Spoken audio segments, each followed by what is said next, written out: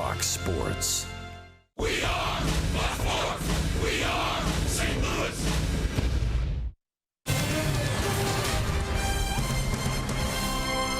This is St. Louis Cardinals baseball. We're at Nationals Park in our nation's capital.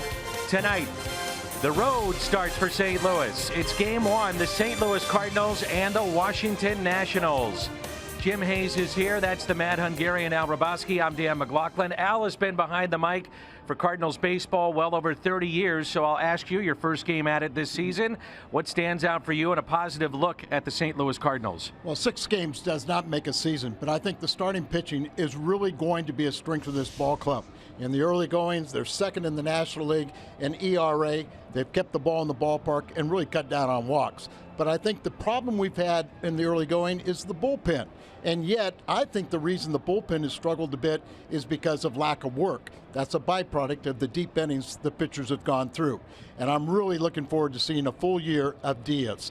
He had the great game on Saturday, but I think that is something we're going to expect to see for many years to come. Aledmus is in the lineup tonight. Adam Wainwright is on the mound for St. Louis. And he'll face one of the game's best, a former MVP, Bryce Harper. Baseball coming up.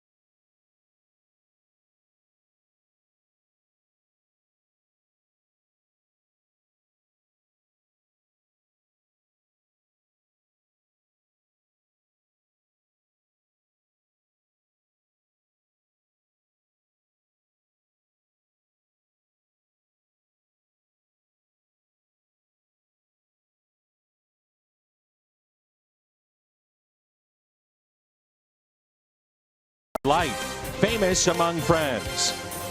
By Chevy Silverado, the most dependable, longest-lasting, full-size pickups on the road. Find yours at your local Mid-America Chevy dealer. And by Menards. Save big money at Menards on all your home improvement needs.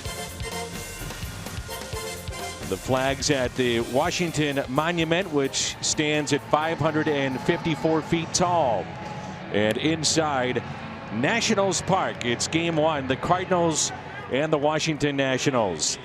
Dexter Fowler leads it off, followed by Aledmus Diaz, and then Matt Carpenter, Stephen Piscotty, Yadier Molina, Johnny Peralta, Randall Grichuk, Colton Wong, and the pitcher Adam Wainwright.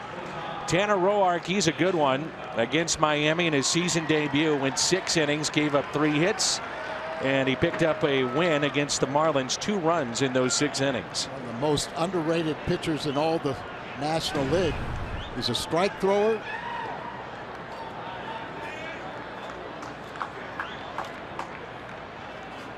There's not a lot of history in this lineup with those that are in the lineup for St. Louis against Roark. The most extended history is the man at the plate, Dexter Fowler, 3 for 10. He's got 4 pitches. He throws all of them for strikes. There's 1 ball and 1 strike. 79 degrees on a beautiful night here in Washington. His stuff does not rate as high as some of the other starters on the Nationals team, but he's got a lot of guts. And he's not afraid to do that, pitch inside. Well, he knows he has to pitch on both sides of the plate, change speeds, but because he has 4 pitches, he can throw each of them for strikes. It allows him to attack hitters aggressively. Walks very few also. Here's a 1-2. Just missed inside, evens it up. Fowler off to a slow start. He's not the only one in this lineup. He is 4 for 23 to start the season.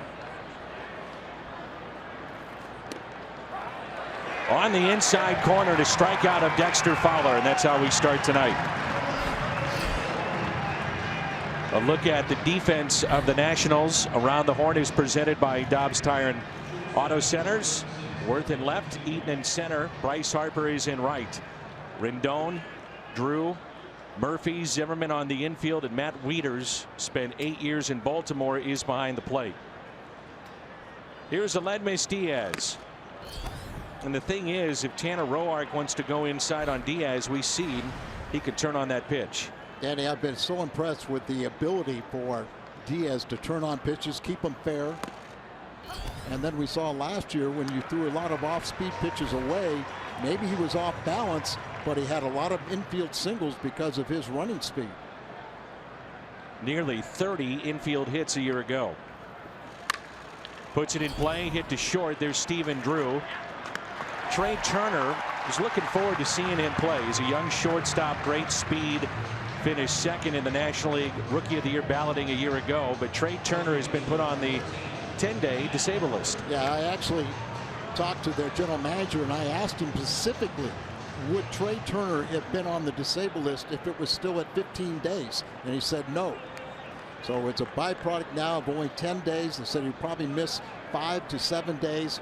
He's missed 1 game, so why don't we keep him out another game or 2? And that's the value of a 10-day disablement. I like it. It's better. Here's Matt Carpenter, and the first pitch is a strike. When I played, there was 1 disabled list. You didn't have paternity leaves. You didn't have bereavement leaves. And the 1 disabled list was 21 days.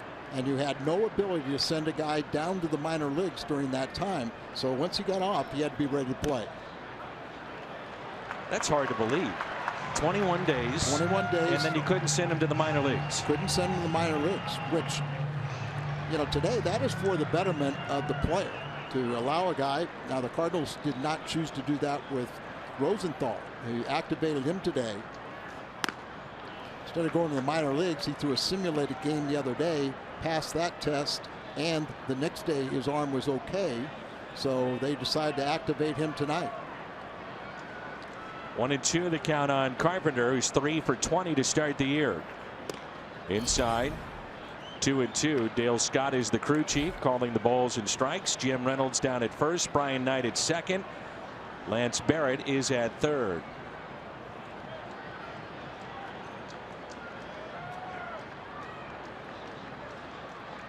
The 2-2.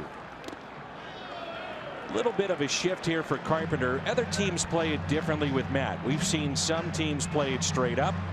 This particular case, Stephen Drew is near second base. He's on the outfield grass, but still on the shortstop side of the bag. Conversely, the Reds all weekend had 3 on the right side of the infield. And Carpenter lines it out to deep center field. Eaton is back and makes the catch. It's been that kind of start for the Cardinals and Carpenter offensively.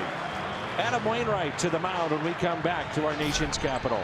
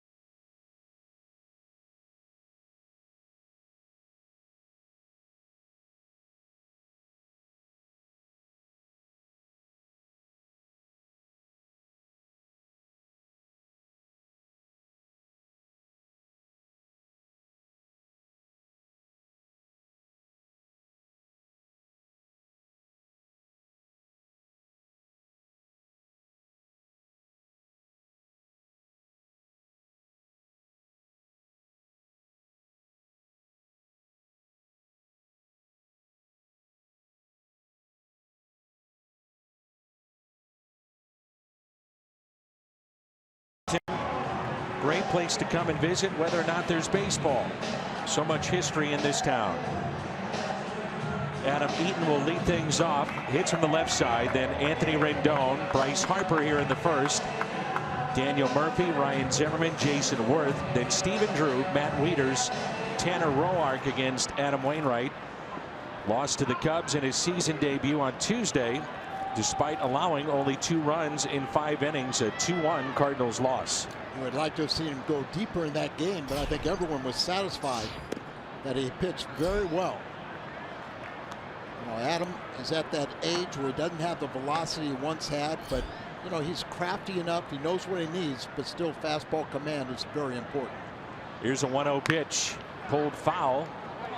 Last year was Denard Span in center field for these Nationals, and they went out and gave up a boatload to get Adam Eaton from the White Sox. Absolutely did, and gives you an indication that they feel they must win now. They've averaged 95 wins the last 3 years, but can't win a postseason game. They're serious. Out to left center on the move. Grichuk won't get it. One hops off the wall, taken there by Fowler. Eaton can really run. Throw is offline, but he's still standing at second base. Last year led the American League in triples and infield hits, an indication of his speed. Absolutely. He thought about going for 3, but Dexter got the ball back in, and that stopped him. You see a ball away from him. He's eyeing it, knows it's going to split the outfielders, and he takes off and running as hard as he can. 3 of the first 4 hitters in this lineup are all left-handed, so you better have your left-handed relief pitchers ready later on in this game. That means Kevin Segras. That means Brett Cecil. And like I said, I think the problems they've had in the bullpen is lack of work. You know, the off days, starters going a little deeper. You know, you have those 2 exhibition games, you know, that sometimes you have relievers throw, but they need more work down there. So here is Anthony Rendon. Ground ball that's hit to Diaz. Eaton making the decision to go, and with his speed, why not? Winds up at third, 1 out, and it brings in Harper. They always talk about you don't advance when you're at second base on a ball hit in front of you to the shortstop. But if it's hit so slowly like that, it isn't in front of you. So with Eaton his speed, he can take off and he can get over to third and set up for Bryce Harper. We were talking before the game. He is a lightning rod of controversy at times. Some people love him. Some people don't like him. I love watching this guy play. Well, if you're a fan, you know, forget about what bothers you. Just look at this pure talent. And this kid has a lot of talent, and he's only, what, 24? 24. And this is already his 5th season in the big leagues. Opening day, he hit his 5th opening day home run. He's hit one every year. It's amazing. Infield is drawn in. He's had good numbers against Adam Wainwright, and so has the man on deck, Daniel Murphy. So 3 and 4 in this lineup could cause fits. 7 for 18, 2 doubles and a home run off of Waino. 1 ball and 1 strike. Harper, Al mentioned the home run on opening day. He's added another. He's got 2 this season, batting .273. 2 home runs, and he's driven in 5. 2 years ago was the MVP. Last year a down year, and half the players in the league would have loved to have his numbers. Here's a 1-1. We talked yesterday with Jim Edmonds breaking down Joey Votto's swing and his lack of head movement, you know, so still at the plate. And Harper has a violent swing, but they say this year he's made a conscious effort to stay on the ball. So you're going to see his head not move nearly as much. He's not pulling off pitches as much. We'll see if that's the case in this series. The 2-1. And as I say that, his helmet flies off. The vicious swing. There Adam throwing the Uncle Charlie, which this year, just an indication, just already early this year, we've seen that breaking ball so much better. You know, more of what we think of the 12-6, an indication that he's healthy, and the Achilles injury is fully healed, and he's been able to get over his front leg and pull down on the curveball. The 2-2. Base hit left side. And it's 1-0 Nationals on an RBI by Bryce Harper.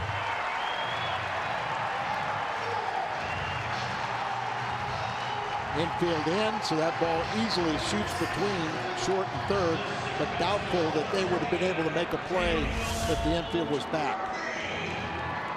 Pitch up and away, hits down on it, and hits it to the opposite field for that RBI single. Yeah, I agree with you. Looking at that replay, deep in the hole, Diaz, no chance if he's playing back. So brings in Daniel Murphy. What a season a year ago. Hit .347 with 25 home runs and drove in over 100. And he hasn't slowed down this year. Hitting .480. He's hit in all 6 games, and the first 5 were multi-hit games. Al, take a look at where he's standing on the plate, and this is where they say his career took off. He used to stand about a half foot further away from the plate. Now he's on it. So getting to those outside pitches, not just rolling over on those and driving the baseball. Kind of like Anthony Rizzo daring you to pitch him inside. Well, that's what I was going to say. What he basically is saying to you that, okay, if you want to pitch inside, you're probably going to get me out. You're going to jam me. I'm not going to be able to hit it for power. But I don't think you have the command or the control to get in there. And today's pitchers don't. They rarely pitch inside. The guys that do win. Runner at first is Harper, and that pitch taken outside. Murphy was so good in his first year with the Nationals. He was second in the MVP race to Chris Bryant. And it was Kevin Long, who was a longtime hitting coach with the Yankees, then moved to the Mets, that got with Daniel Murphy and moved him closer to the plate. And remember, he wasn't their first choice here in Washington. Right.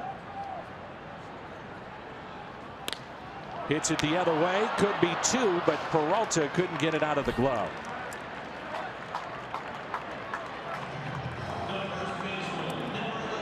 And it brings in Ryan Zimmerman. The Cardinals defense around the horn is presented by Dobbs Tire and Auto Centers.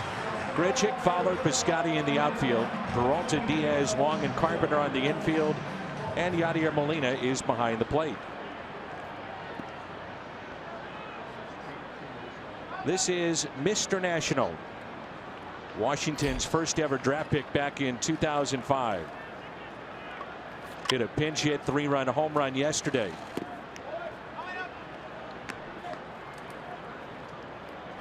So at this stage in Adam Wainwright's career, Al, what needs to change, if anything, as you get older and, you know, Father Time starts to catch up?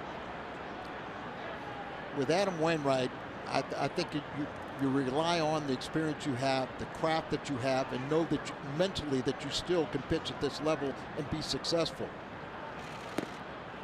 But there's, you know, the curveball is so much better this year. It was a roller last year. Couldn't get over that front leg and pulled down on it. It's also his cutter is still such an effective pitch for him. But everything is set up with a fastball. And I think his fastball command is better now because he's healthy, and also he realizes how important that is.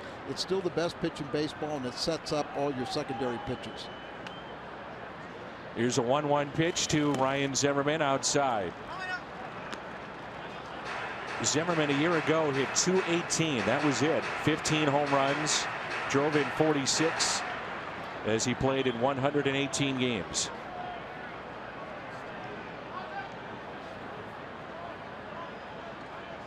Two balls, 1 strike with 2 outs.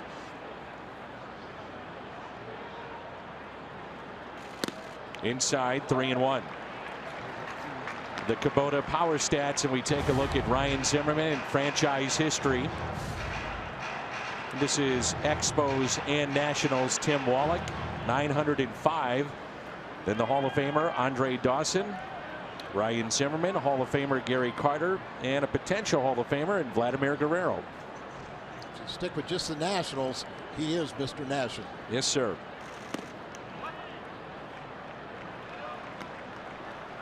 So Harper off with this next pitch. It's a spacious outfield. Ball in the gap. He should score. A good 3-1 breaking ball there. Missouri Lottery Fox tracks. 336 down the left field line. 335 to right field. but it is huge and spacious in left center. There goes Harper, and the pitch taken inside for a ball. So a 2-out walk, and it brings in Jason Worth. Even with 2 outs and a man on first base, you almost always are going to see that breaking ball or an off-speed pitch on 3-2. And that one, he didn't pull it down like he had the others.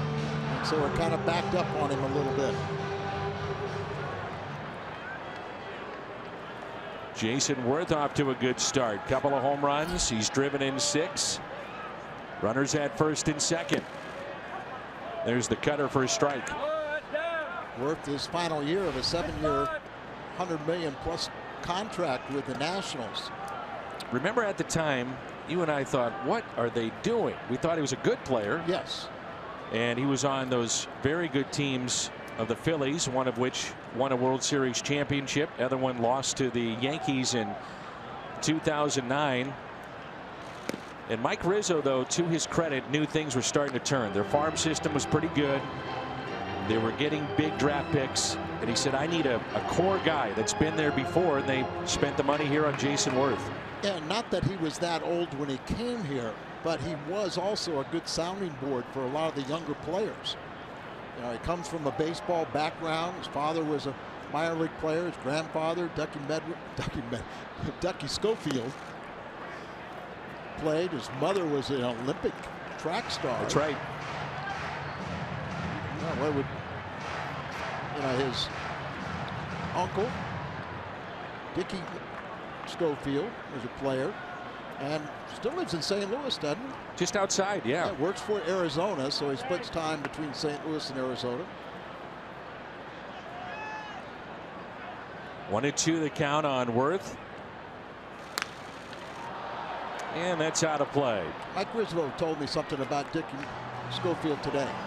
He thought he was the best shortstop that he ever saw that did not win a Gold Glove. Really? That's a statement. It really is. And Mike Rizzo, the general manager here, was a minor league player. His father's been a major league executive for decades. So he's been around a long time, and really enjoyed conversation with him today. In the dirt and kept in front by Molina. 2-2 the count. Nationals come in with a record of 3-3. Cardinals are 2-4.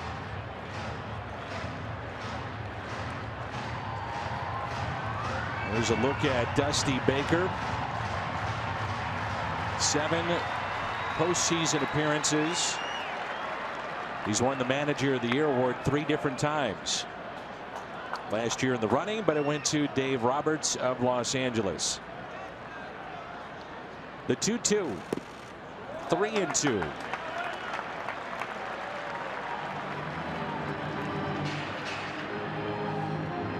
Long inning for Wainwright. Let's see if he doesn't throw another breaking ball on 3-2.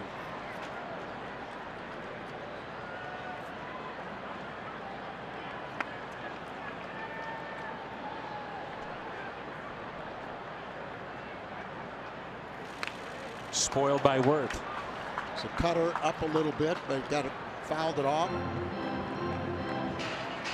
As you mentioned, Wainwright really working here in the bottom of the first. This will be pitch number 25 already of the ball game. Many times a pitcher will have a little trouble, and that's Roark has that reputation. If he gets by the first, he's pretty good. But a lot of times when you get through the first, then you can sit down, and then everything kind of settles in, and you can, you know, find your rhythm.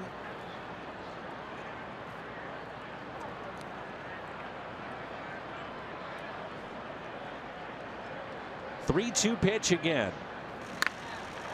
In the air down the right field line. Piscotty is over and leaps. Made the catch in foul territory. Nice play, Stephen Piscotty. Piscotty was wearing a knee brace. That sore knee he's been dealing with there on the left. And he comes up with a fine play.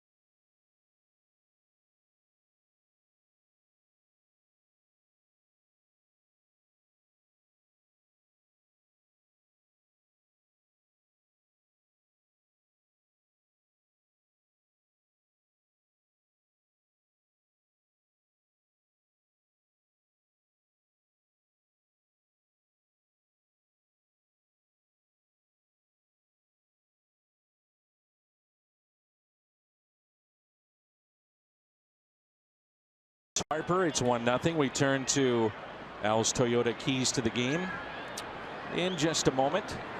As Piscotty looks at a strike. I think the one thing we got to do is we have to manufacture runs. The ball club is struggling scoring runs right now, so play little ball, get up there, be smart, and then we might see stolen bases. Remember last year they ran wild in spring training, but only 35 steals during the regular season.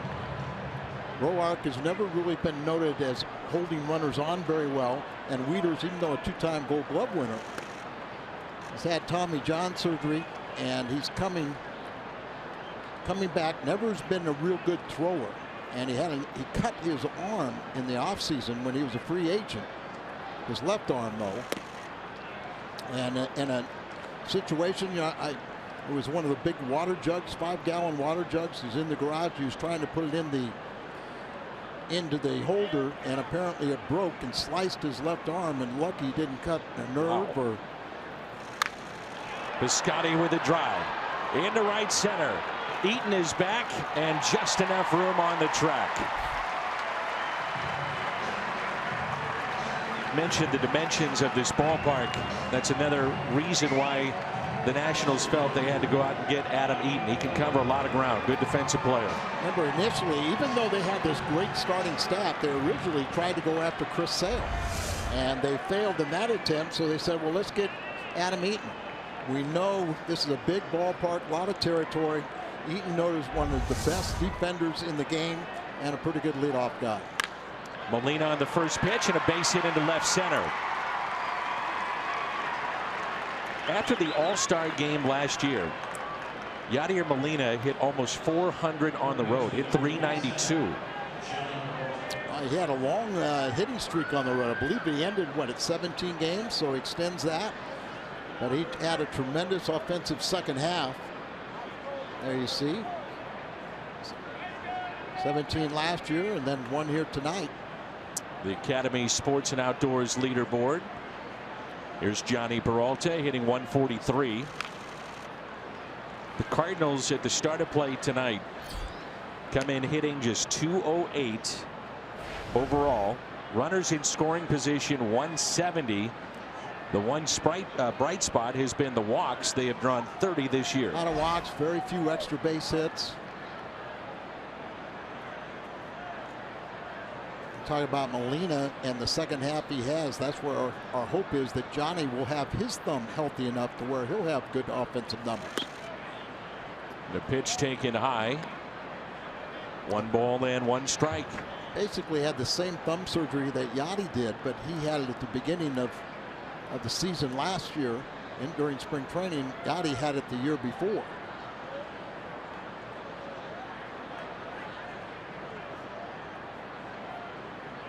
Here's a 1-1. Tapped foul. Al talked about how Tanner Roark in a way is kind of the forgotten man in this rotation when you have Max Scherzer and Steven Strasburg, but you go back since the start of 2014. So pretty good sample size here. He's made 77 starts. His ERA is just over 3. He's won 35 games. That ERA 13th best in all of baseball in that time frame. The 1-2 pulled foul. Very close. Think about Roark, Dan. Look at how many wins he had in 2014 when he's in the rotation. And then when they get Strasburg, or not Strasburg, but Scherzer, he's taken out of the rotation after winning 15 games. And then last year he won 16. And you mentioned too how first innings are very important to him. One of the big knocks against him is that he gets too hyped. He gets upset. Things don't go his way. You can get to him. Well, he settles in after the first. 2-2. You know, that never bothers me when a pitcher shows a lot of emotion or too much emotion, because you can always eventually back him down. But when you have somebody that has zero emotion, I don't want him on my team. Hyundai pitch arsenal there. Fastball, slider, curve, and change. The 2-2 with Molina at first.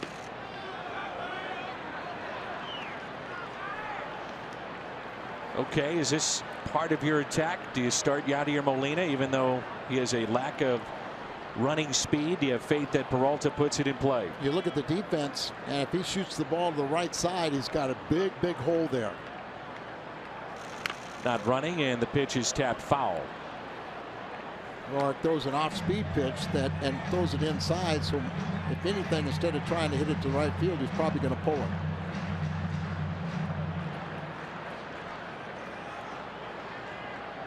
It's not beyond, Yadi to catch a pitcher and a catcher snap and take a base also.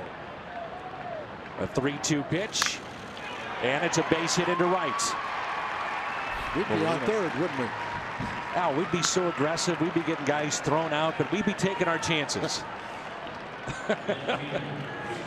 So back-to-back hits and a chance for Randal Grichuk. One thing I noticed about Grichuk today in BP, and take BP for what it is, it's batting practice, but he wasn't yanking the ball to left field, and he was driving it to right and hitting home runs to right field. Just an indication maybe he's trying to stay on the ball, as we know he will chase that breaking pitch, in particular the slider. But during spring training and in the early going, he's really done a good job of recognizing that off-speed pitch away. It's been better. Not going after it. And I talked to him about that today in the clubhouse, and he said he's really trying to concentrate on that. If he does that, then the average will come up. We know they'll make enough mistakes, and he'll get his power. Grichuk, little tapper left side. Only play to first. Runners advance to second and third. 8th place hitter, first base open, Wainwright on deck with 2 outs here in the top of the second. Well, I know what you're doing. I'm starting to come around, though. I don't agree with it, and that's by putting up 4 fingers. But as a pitcher, when you're on the mound and you have this situation up, you have to believe that you can, destroy or get out every left-handed hitter. Now you fold that behind the count, you make that 8th place hitter, you make him that much more dangerous. So 2 outs, second and third for Colton Wong. But I've changed my thought process when Wainwright's on deck. He's a pinch hitter, Al. He's not just a pitcher. Got another one. 263 now as a career pinch hitter. That's right. It's changed me completely. That's what happens when you score 10 runs and you get a big lead. You can have fun. Wainwright lobbied Mike Matheny on Saturday, said, "You need a pinch hitter, I'm available," and he got his opportunity and came through. Mike also said that he wouldn't stop in spring training, lobbying for a chance to pinch hit. He said you had all these guys wearing, 91, 92, 93 on their backs. They're minor league players. He said, give me a chance. The 1-1 now to Colton Wong.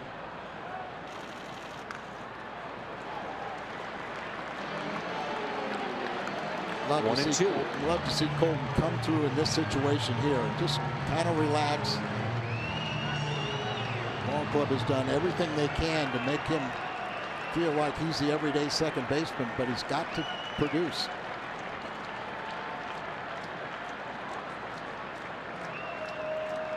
The 1-2.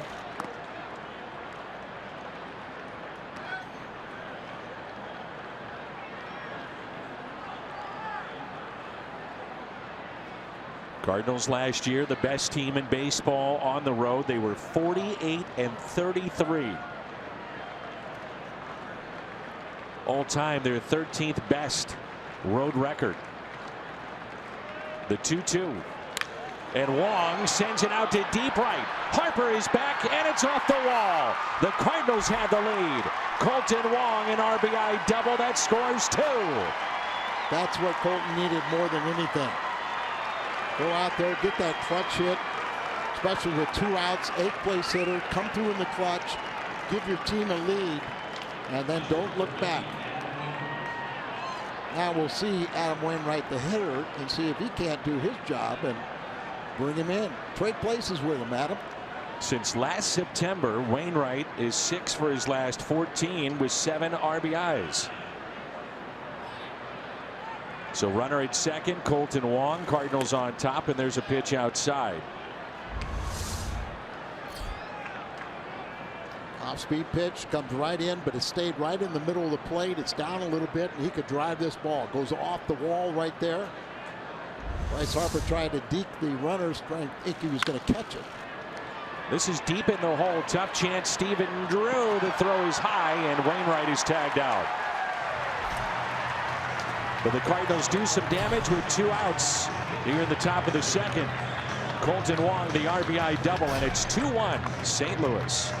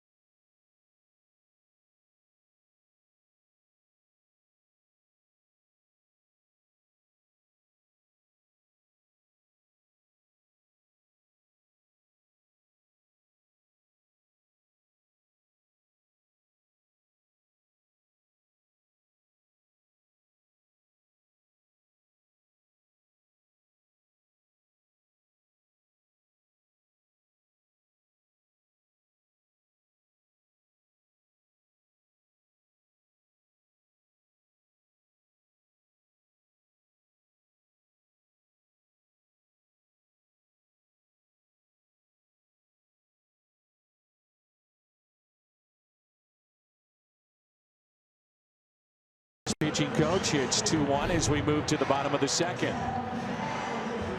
Let's check in with Jim Hayes. Dan, Al was talking about Trevor Rosenthal earlier. So much talk in the offseason about Rosenthal possibly becoming that multi-inning guy out of the bullpen. Well, if it happens, it won't be happening anytime soon. Rosenthal activated from the DL today after getting past a lat strain. He said he feels good, but he told me we're going to be careful and see how I respond to being back out there, probably 1 inning at a time in the early going. Mike Matheny saying right now there's no set plan for Rosenthal's role. We'll just see how he progresses. Dan, regardless of role, a healthy Trevor Rosenthal is a weapon for that Cardinal bullpen. Flip side, it was Sam Tuivailala sent to AAA. So, Jim, the Cardinals, though, will be very cautious with the workload, at least initially, for Trevor Rosenthal. Here's Stephen Drew. I talked to Jamie Pogue, the Cardinals bullpen catcher, last night, and he said that that simulated game that Rosenthal threw, it was the best of any of the relievers he's caught this year. Is that right? I've heard other people say he looked like he was injured, but we'll find out once he gets on the mound. The 2-0 pitch to Stephen Drew. It's 2-1.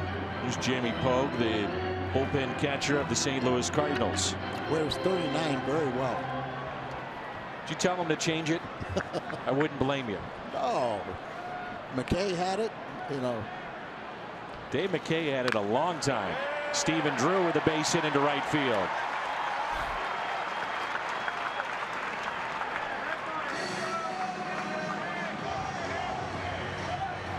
And it brings in Matt Wieters.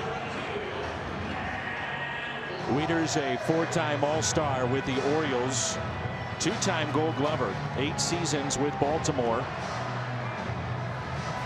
Pretty good numbers against Adam Wainwright, 6 for 15.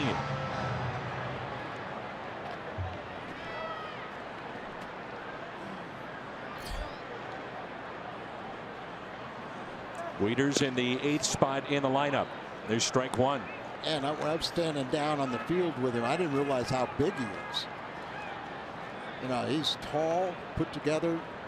Usually could expect about 20 home runs from him. He didn't sign until a couple days into the spring training because of that arm laceration. Typically, not always, but with a catcher, they're not the tallest guys for obvious reasons. Yeah. I mean, you got to get down, you got to crouch, you got to get low, you got to be able to move laterally very well. Remember Mike LaValliere? That is a fire Spanky. plug. That's what we used to think the catcher. Not someone. He's got to be about 6'5", doesn't Yep, he is. Here's a 1-1 pitch. Jose Lobaton is their backup. They have Wilmer Defoe as a top prospect, made their club a switch hitter. Chris Heisey, longtime Red, is on their bench. Michael A. Taylor was called up after the injury to Trey Turner, and Adam Lind is on their bench as well. He had a walk-off homer with Seattle last year against the Cardinals. His first pinch hitting performance this year, he hit a home run to. He had either tied it or went ahead in that game, but Adam Lind, just with Milwaukee, kind of fascinated me a little bit. Now here, instead of playing every day, he's going to be a bench player. There, a couple of years ago, there was a lot of talk that the Cardinals were going to trade for Adam Lind. And it would have made perfect sense, too. At that time, for sure.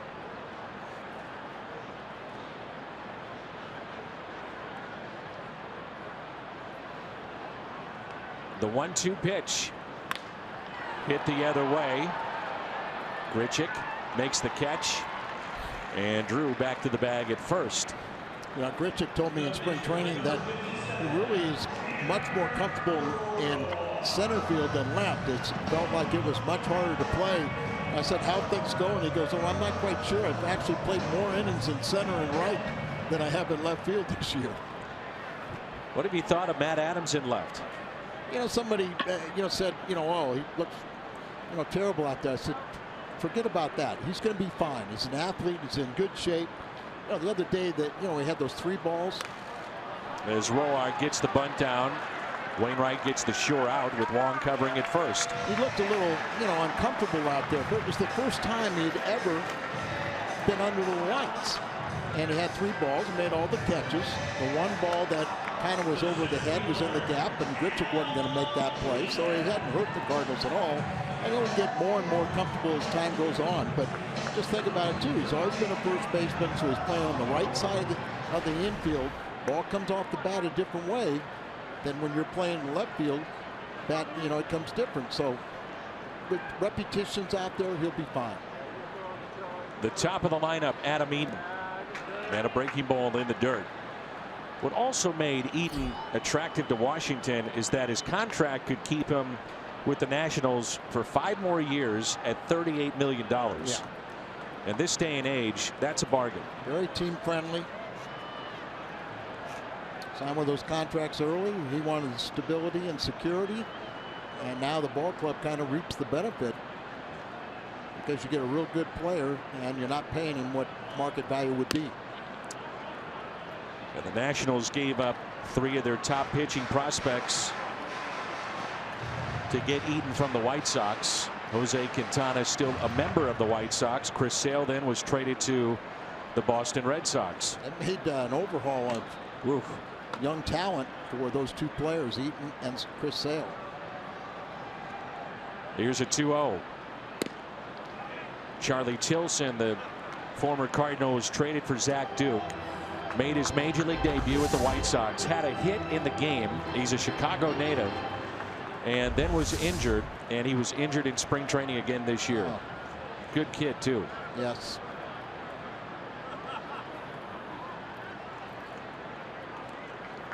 2-1 the count on Adam Eaton. He'll go deep into counts, too. He's already drawn 7 walks this year.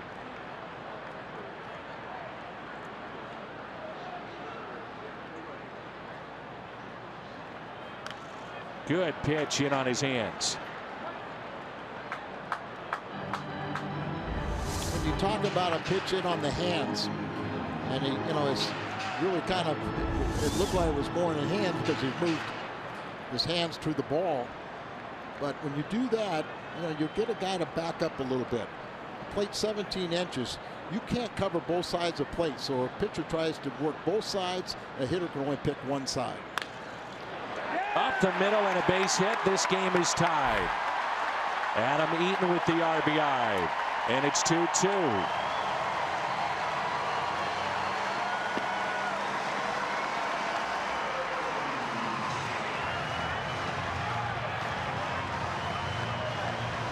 Value of putting the ball in play.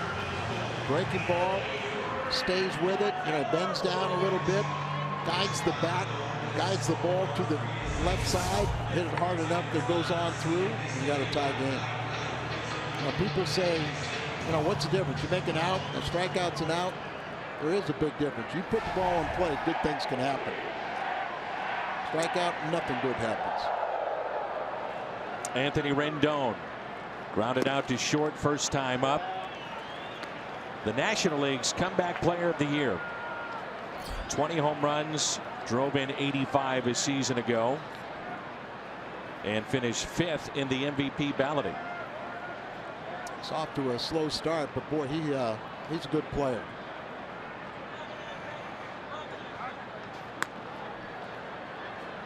Remember at one point, even with Zimmerman over at third base, they had Rendon moved to second. Right. Handled that quite well. He's a natural third baseman. And they decided to move Zimmerman over to third base. Remember, he had a bad arm. He could barely throw the ball to first base. Some people were worried about his psyche asking him to move. And others rightfully said he'll be the happiest guy in the world, because he knew he couldn't throw across the diamond. So he moved from Zimmerman from third base to first base, and then it creates opportunity for Rendon to play his natural position. And they call it the hot corner for obvious reasons. And he said the transition over to first wasn't nearly as hard as maybe bringing an outfielder in to play first base. Sure. Used to hard hit ground balls. There's Ryan Zimmerman. A ball and a strike on Rendon. That's out of play. What do you think, Dan? A third baseman would make probably 5 times as many throws as a first baseman? At least over the course of the season, at least, don't you think? I mean, a first baseman might have to, especially a left-handed throwing first baseman on a double play to second, or maybe a guy trying to advance to go to third on a sacrifice, whatever, but that's about it. Yeah, and those guys are, that's where you have the benefit of left-handed. Exactly. It's a little bit easier.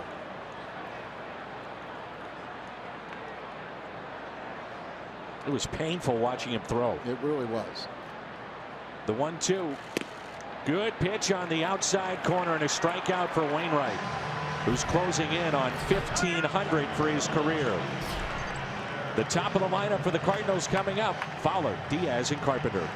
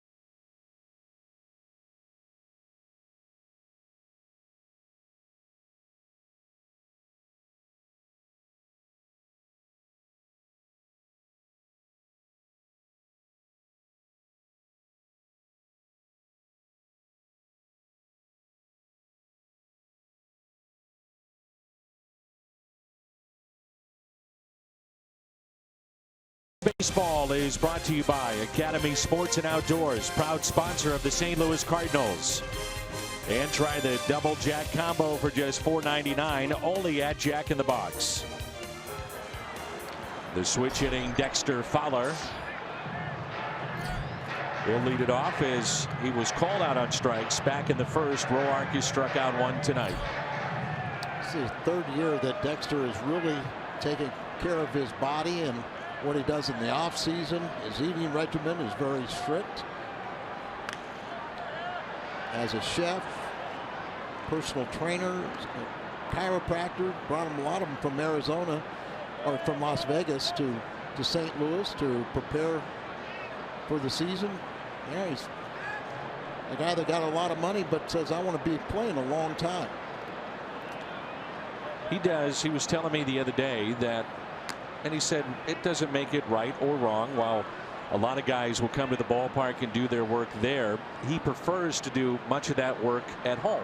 And he loves to take a nap at the ballpark. So a lot of work at home, comes to the ballpark, takes a nap, gets ready to go. His nutritionist will pack a lunch for him. So he tries not to eat at the ballpark. You know, tries to, you know, gluten-free, dairy-free, you know.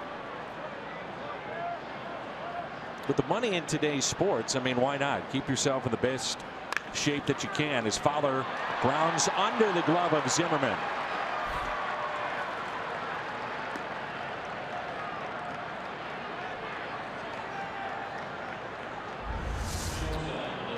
A hard hit ball, but Zimmerman kind of goes back on it, tries to backhand it, gets away from him, should be scored in error.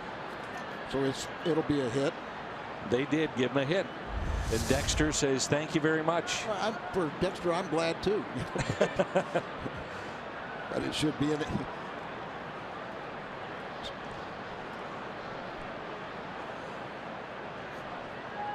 We talked about it, and hopefully we'll see some running in this ball game. Here's a lead miss Diaz. Now Roark has worked hard and trying to help out his catcher by throwing over, holding the ball, different things to kind of take the spring out of the legs of a base stealer.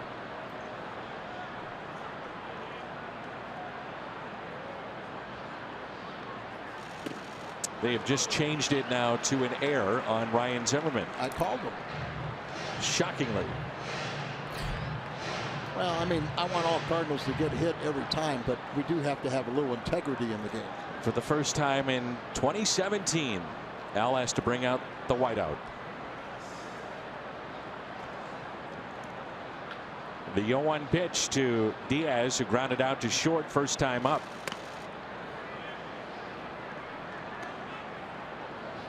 It's a good pitch right there.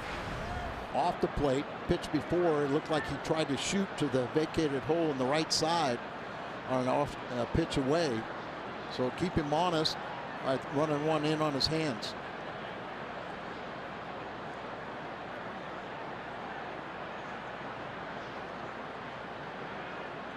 Here's a 1-1 pitch.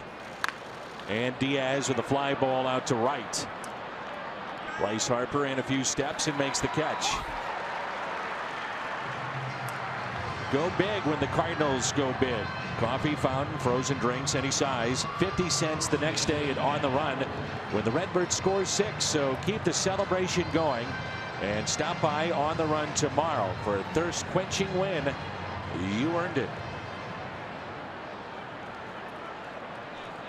One out, and it brings in Matt Carpenter, who lined to center field.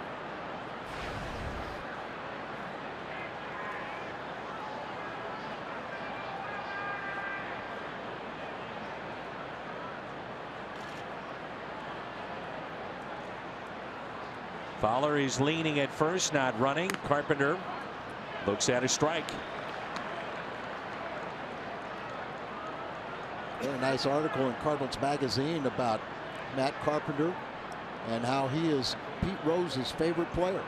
Isn't that something? And the interesting thing about that is Matt's dad grew up in Ohio and just absolutely idolized Pete Rose and told his sons, this is how you play the game.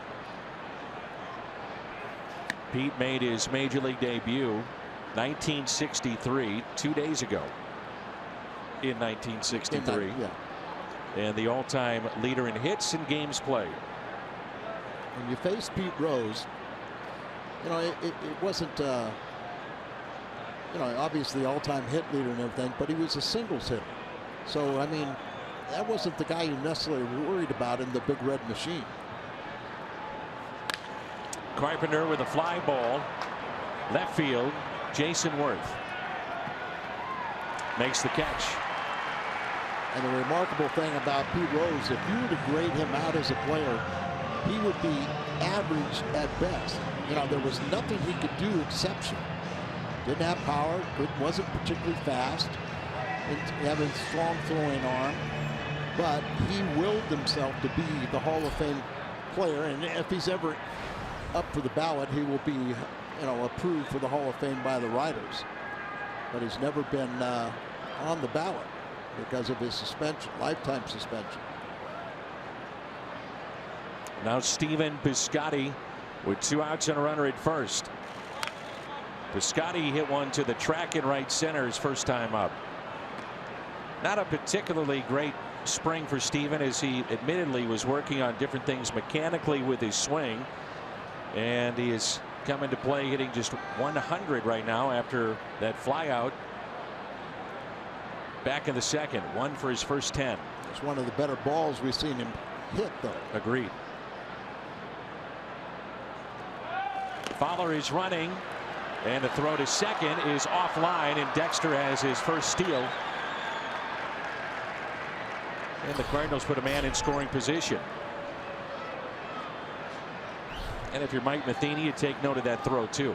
Right, and that's why, you know, you think that you might see the running game, particularly with Fowler, Diaz, and Long when they're on the base pass. Wait until there was 2 outs. And I think Piscotty is more accustomed to hitting with runners in scoring position. And hopefully he can solidify that cleanup spot.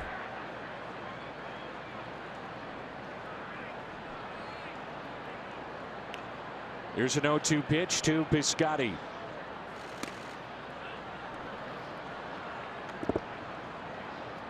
Last season, 365 with runners in scoring position for the Cardinals right fielder. Which is remarkable for a young player. You see that knee brace being worn by Piscotty. That's on his left knee.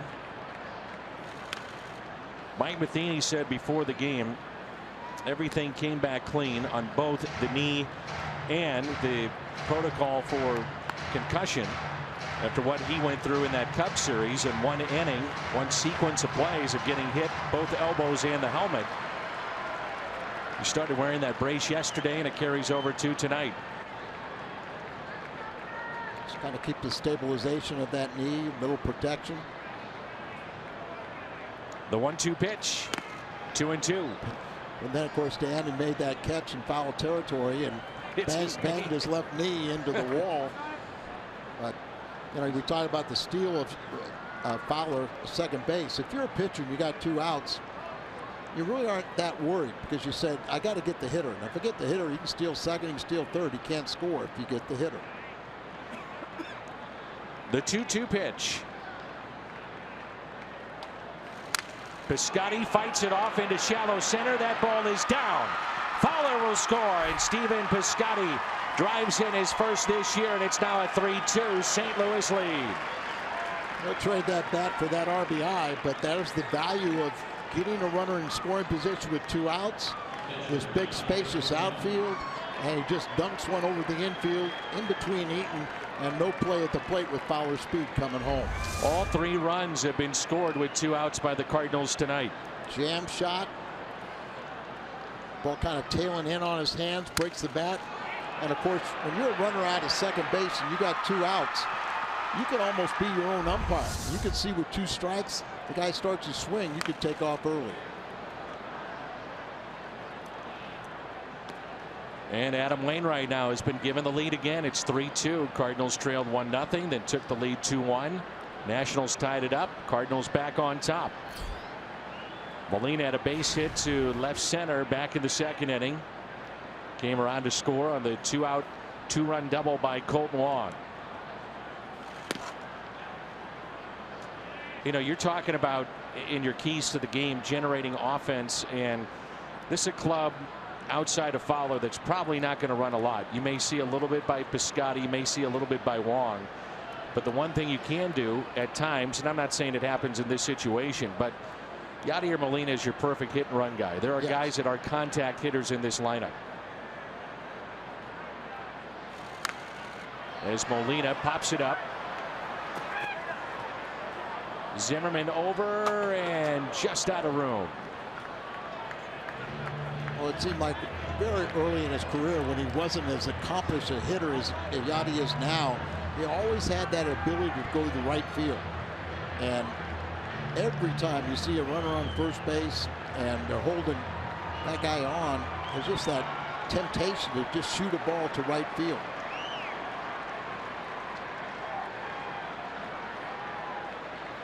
And part of that last year was by design with his sore thumb. Sure. Couldn't have the full contact. He does here. Hits it down the left field line. Over Jason Worth and out of play.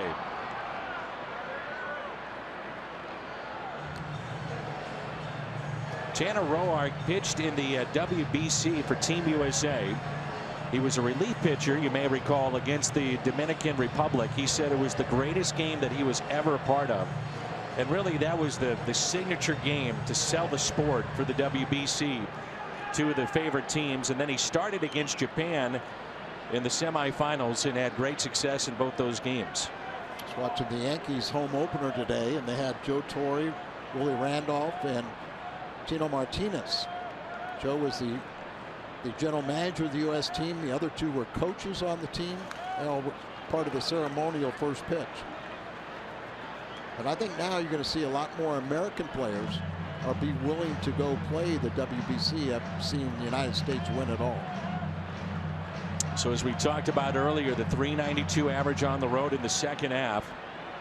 League average was .252. 1 ball and 2 strikes.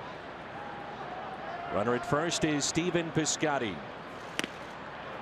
Just missed.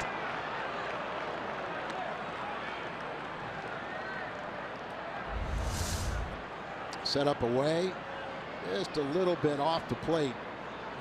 Could have gone either way. Like that outside part of the plate is a guessing game for umpires because they sit on the inside shoulder of the catcher. The 2-2. And Yadi goes the other way. Harper going back and makes the catch. Got a good jump on it, even though he was playing in. And makes the catch.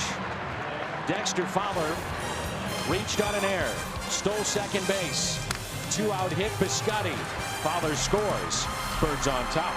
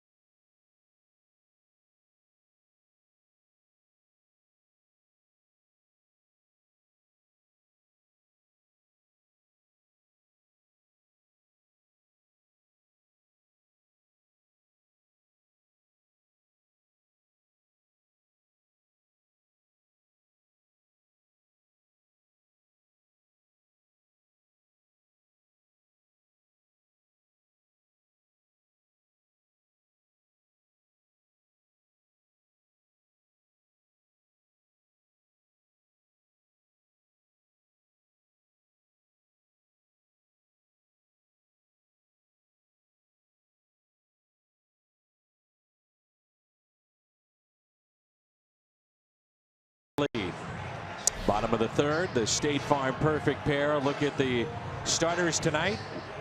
Year they were drafted. Pretty significant trades for both clubs, and both moves have paid off for both clubs. Remember, the Cardinals acquired Wainwright, Ray King, Jason Marquis for J.D. Drew and Eli Marrero. One of the great trades in Cardinals history back in 2003. I remember talking to John Sherholtz, who was the Braves general manager at the time of that trade. And I said, well, it looks like this trade's going to help both clubs. And he goes, well, we'll see. If I can't sign Drew and he walks after 1 year, it may not look as good. And that's what happened. So it was just overwhelmingly positive for the Cardinals. There's the 0-1 pitch to Harper. I'd also be curious to know at that time what they thought of Adam Wainwright. If you knew he was going to be this type of pitcher, there is no way they make that deal. I don't think they thought that. I agree. Wainwright has told me it's the best thing that ever happened to him. He grew up a Braves fan, grew up idolizing John Smoltz, Greg Maddux, Tom Glavine. And he said, Hall of Famers. He said, but the best thing for me was to get away from all of it. Right. Start fresh. The 2-1. But if you really look at go back to those days, and you know Wainwright was a sponge, listening to 3 future Hall of Famers and picking up everything. But when it got away from him and he had to do it himself, you know, now he's the teacher, instructing and helping all the young pitchers.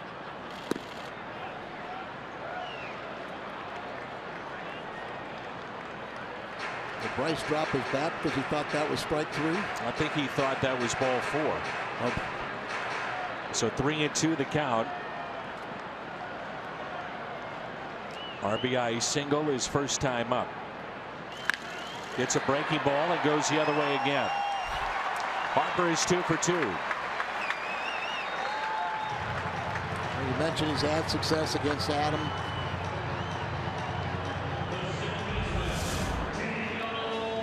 Holds the hands high, but covers both sides of the plate.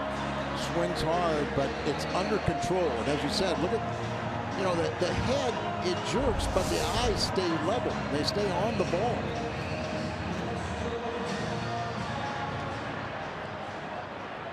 And it brings in Daniel Murphy from slap hitter to now a dangerous cleanup man for the Washington Nationals. Not only has Bryce Harper been an exceptional talent, but he's dealt with all the expectations. I mean, think about when he was 16 and on the cover of Sports Illustrated. 16 years old. When he was 12 years old, he was on the cover of Baseball America and said he's the greatest 12-year-old in the history of the game. So he's dealt with expectations ever since he's been a little guy. And then what was it after his junior year? He graduated high school in his junior year, went to a junior college so he'd be eligible for the draft. 5 years in, and he's like 24 years of age. He'll be, after the 2018 season, he'll be a free agent at 26. Can the Nationals keep him? What kind of haul could they get if they decide to trade him? If they know they can't keep him. It's really intriguing to think what he might get on the open market. The 0-2 pitch. Pulled foul. I know we've both seen publications where they talk about $400 million. The question is do you want to have a $250 to $275, $280 million payroll and keep him, or do you keep him and then have your AAA team surrounded? Because you might have to do that. You might have to do that. It was kind of like, let's win this year and things will take care of itself. 0-2 pitch out to center. Fowler makes the catch. Harper back to the bag at first. Spruce up your garden this spring with a new gnome. Friday, April 28th. 30,000 fans ages 16 and older take home an exclusive Bruce Sutter guarded gnome. More information and to buy tickets, head to cardinals.com/promotions. Many would find this shocking, but my partner, known as the Mad Hungarian, fierce, vicious, mean closer, former Fireman of the Year, and also an exquisite gardener. Oh, yes. Therapy. You'll have that Bruce Sutter guarded gnome in your front yard. Got Whitey and Yachty. Why not? Just past Diaz and into center. Harper to third. Good base running there by Bryce Harper. I know Timmy has really made you a believer, but the value of going first to third, I mean, you have to do that. And even when your fielders are aggressive and everything, you force teams to be aggressive defensively, they're going to make mistakes. So he sees the ball in front of him, kind of slowed down, but saw that, Fowler hadn't gotten to the ball yet. Felt like it was worth the gamble to come over without a play.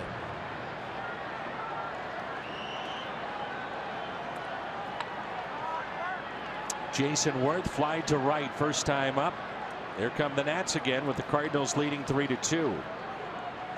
Wainwright would love the double play.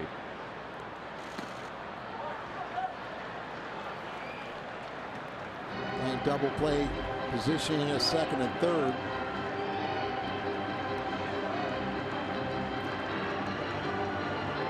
Found it interesting with the Cardinals early in this game playing the infield in with Bryce Harper in the first. I've never been a fan of bringing the infield in, but maybe an indication the Cardinals been struggling scoring runs, so they thought it was imperative to cut off any scoring opportunity. Here's a 1-0. I remember seeing some games when we were like in Colorado and playing the infield in. Playing the infield in the first inning, you're going like, what are you asking for? A real big crooked number by doing that. But sometimes, you say, hey, my club's not swinging the bat well. This is a good offensive ball club. We can't afford to give them any lead.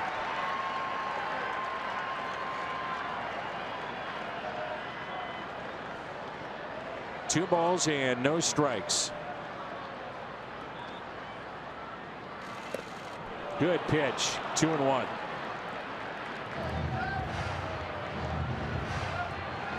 See Jason Worth pulled on that pitch and then swings, takes about 5 steps out of the batter's box. Little cutter outside, and he's upset with himself. There's an experiment in the minor leagues that you can, if you were to leave the batter's box like that, they would call a strike to speed up the game. 2-2. Well, remember, the rule is foul balls, you're able to step away like this. But typically, in most situations, 1 foot has to remain in the batter's box. If you got to a technicality, for decades, there's been a rule that once you enter the batter's box, you can't leave without permission from the umpire, but it's never enforced. 2-2 the count. Wainwright has 1 strikeout tonight.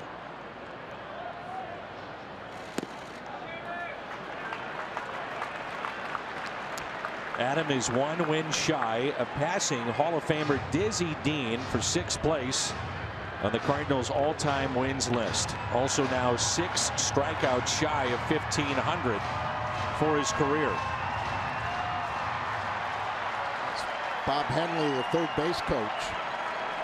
Davey Lopes over at first.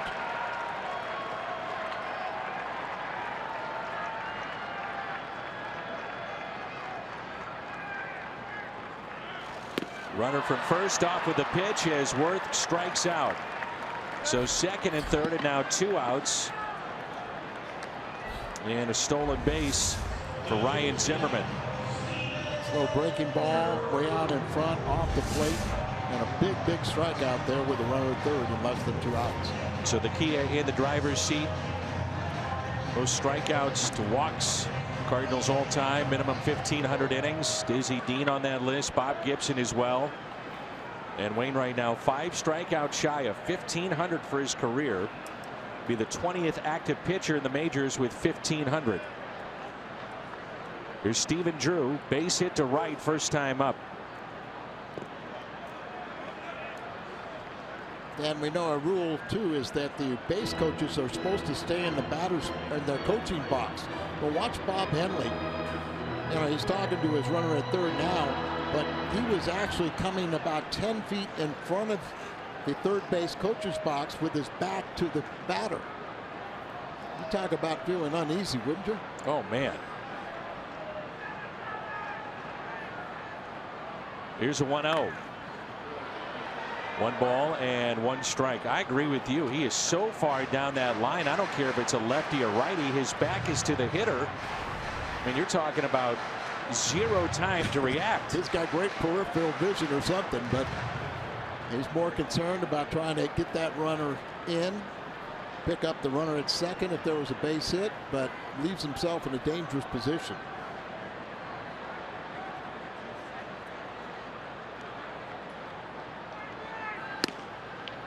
And then you can actually see he's standing closer to the line than he is away from it. And technically, this is a point of emphasis in the game this year, which is coaches staying in the box, along with some of the other rules that we had, the intentional walk and whatnot, and speeding up replay, but they are supposed to be in the coach's box. Can you ask me why that would speed up the game? They're in the box. I'm not sure why they wanted that to be done anyway. Well, they're not being enforced, and I probably don't blame them.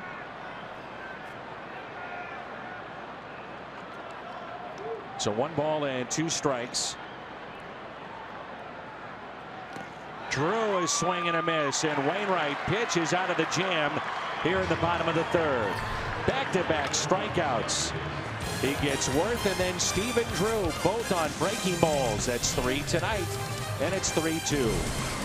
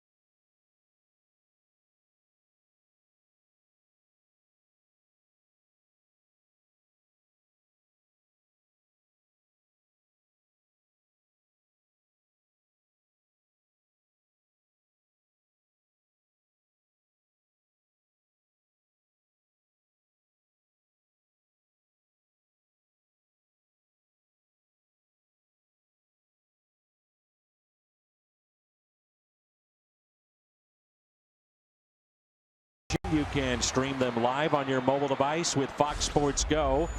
Download the app and take Fox Sports Midwest and Cardinals baseball with you wherever you go. Tanner Roark back out for the top of the 4th. Randall Grichuk along with Johnny Peralta this inning, and Colton Wong as Peralta taps it foul. Such great history of baseball here in this town, and it's been around forever. I'm sure our young fans think just about the Washington Nationals. There was the Senators, there was the Negro Leagues. Griffith Stadium is where the Negro Leagues used to play. The Homestead Grays. As Peralta hits it out of play. It was Homestead, Pennsylvania. They split time at Forbes Field in Pittsburgh and here at Griffith Stadium, and Josh Gibson was a great part of that run of the Negro Leagues And the Homestead Grays passed away at the age of 35 because of a stroke, and some believe he would have been one of the great players ever to play in Major League Baseball. He might have been the best hitter in the Negro Leagues and a big home run hitter at the time when Jackie Robinson broke the color barrier. But there's a ground ball that stays fair. Long throw, Rendon, the stretch, and off the bag, Zimmerman. Rendon tried to get rid of it quickly, and instead of overhanding it, just slung it over to first base, and it pulled Zimmerman off the bag. Exactly right, Danny. He had enough time that he could have taken a crow hop and thrown over the top and got Peralta. But there you see, straddling the line, he just threw an underhand. Ball's going to sail on him a little bit, and it's wide, and Zimmerman couldn't hold on to it. Second error, and this one I probably think maybe could have been scored a base hit, and I probably wouldn't object to it. Brings in Grichuk. Josh Gibson passed away just months before Jackie Robinson was breaking baseball's color barrier. And Dan, from my understanding, he didn't live the lifestyle. Correct. Which might have contributed to the stroke, and also I think he knew he was the best player, but they chose Jackie Robinson because of the total package, the person on and off the field that could handle the just insults and all the things that should never have happened. And Josh Gibson, but Jackie made history. A pitch inside to Randall Grichuk. One thing I always try to do is point out, if we're in a city that did have the Negro Leagues, to point out how special those players were, because they don't get the attention or the adulation that they should have. Absolutely. Absolutely. Here's a 1-1 pitch to Grichuk. Bob Feller told me one time, great Hall of Famer right-hander from Iowa, he used to barnstorm with the Negro League All-Stars in the offseason, and actually would make more money in those barnstorming than they did playing Major League Baseball at the time. Of course, I think he was the head of it, so I'm not sure he paid everybody else as much. The 2-1 tied him up 2-2. Some of our old timers might remember Luke Appling. Sure. The great White Sox Hall of Fame shortstop. And when they started having some of the, the old timers game, they had one at Cracker State here in DC at the old stadium. And Luke hit a home run at about age 83 that was about 200 feet at one time. But the later that summer, it ended up being 550 feet. Well, of course it did. He was a great storyteller. He was the hitting coach when I was playing with Atlanta. Did you meet Satchel Paige? Oh yeah, Satchel was supposedly a pitching coach when I was at Tulsa. You did the quote, supposedly. Well, I mean, he just hung out with the grounds crew, and he never talked to us. Whitey used to tell me stories about him where he saw him in Kansas City, and just unbelievable. There's a swing and a miss by Randall Grichuk, the second strikeout for Tanner Roark. Chevy Fox Tracks. By the way, when you say barnstorming, explain that to maybe our younger viewers what that meant. It's one of those things that you might have to help me explain what I mean too, but they would just go from town to town and just, and they'd put on an exhibition game, competition between themselves, and they'd collect the gate receipts and split it up. Sure. And play as much as they possibly could. Oh, sure. And back in those days, you'd have a white section and a colored section in the stands, and it's horrible to think about some of the things that used to happen. 2 strikeouts for Tanner Roark, and now Colton Wong. And that's hit out of play. Wong with a big hit in this game. Back in the second inning, 2 outs, first base open. The Nationals elected to pitch to him, and he made him pay with a double off the right field wall that scored 2. Always seems like Colton Wong at this ballpark has good games. It might be with his glove.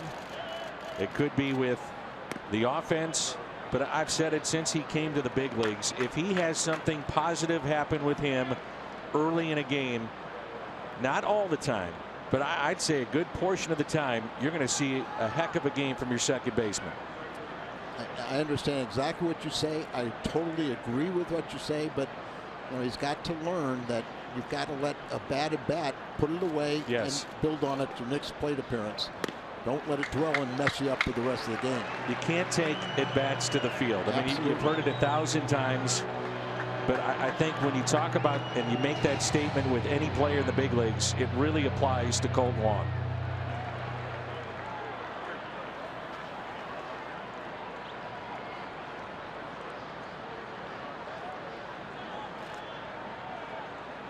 The 2-2 inside. Can't take at bats into the field. You also can't, give away at bats.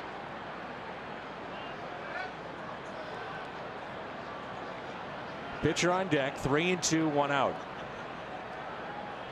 Your runner at first is Johnny Peralta, reached on the air by Rendon.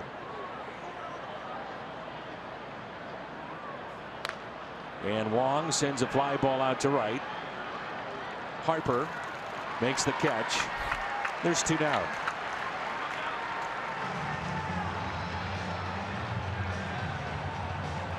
These two teams last year met 7 times, and the Nationals won 5 of the 7. Of course, now, basically, spring training teammates almost to the point where they're 15 minutes away in the Palm Beaches, the Nationals in Houston. They met 8 times, and I think the Cardinals won 7 and tied once. I believe they saw Steven Strasburg 3 times. And they saw Waka about 3 times. And Mike Matheny was talking about that the other day before the game. He said, they know us, we know them. We don't need to scout nearly as much as we used to in the past. We'll do some, but we know what we're in for, which is a fast, athletic team in Washington. He really likes their club and can see why. They are a very, very good pitcher. Now, last year, they just dominated inside the division. So they're going to win the division, but they were a couple games under 500 against everybody else. 51 and 25 inside the National League East. Here's a 1-1. Wainwright to shallow center. Eaton is there and makes the catch. Dusty Baker in year 2 of his 2-year contract with the Nationals. Cardinals on top. It's 3-2.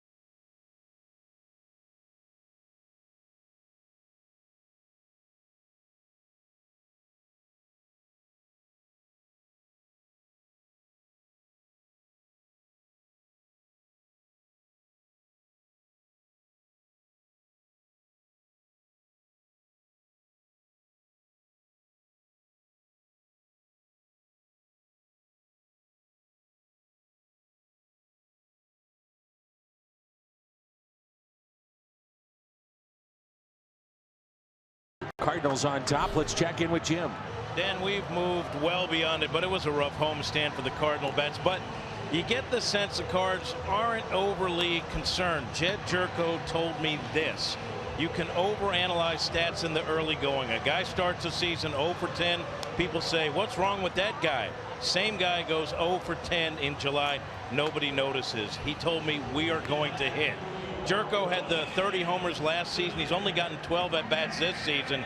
He told me that's fine with him, saying we got a bunch of guys who need at bats. I'll get mine eventually. Dan, a lot of guys who need some at bats. And Jimmy, one of those guys that Mike Matheny's talked about trying to keep him fresh. There he is right there. That's Jose Martinez. You had the chance to visit with Jose. I did, Dan. He told me that he's actually enjoying the role. Certainly after, what, a decade in the minors and getting his break into the majors last year and making the team out of spring training after really an incredible spring training, and started the season by getting the pinch hit double and scoring the game-winning run in the season opener for the Cards. But he said being a pinch hitter is something new to him, because throughout the minors he always got at bats, but he said it keeps him in the game and he's really enjoying the teamwork. He says he, Greg Garcia, Matt Adams are constantly talking and helping each other out.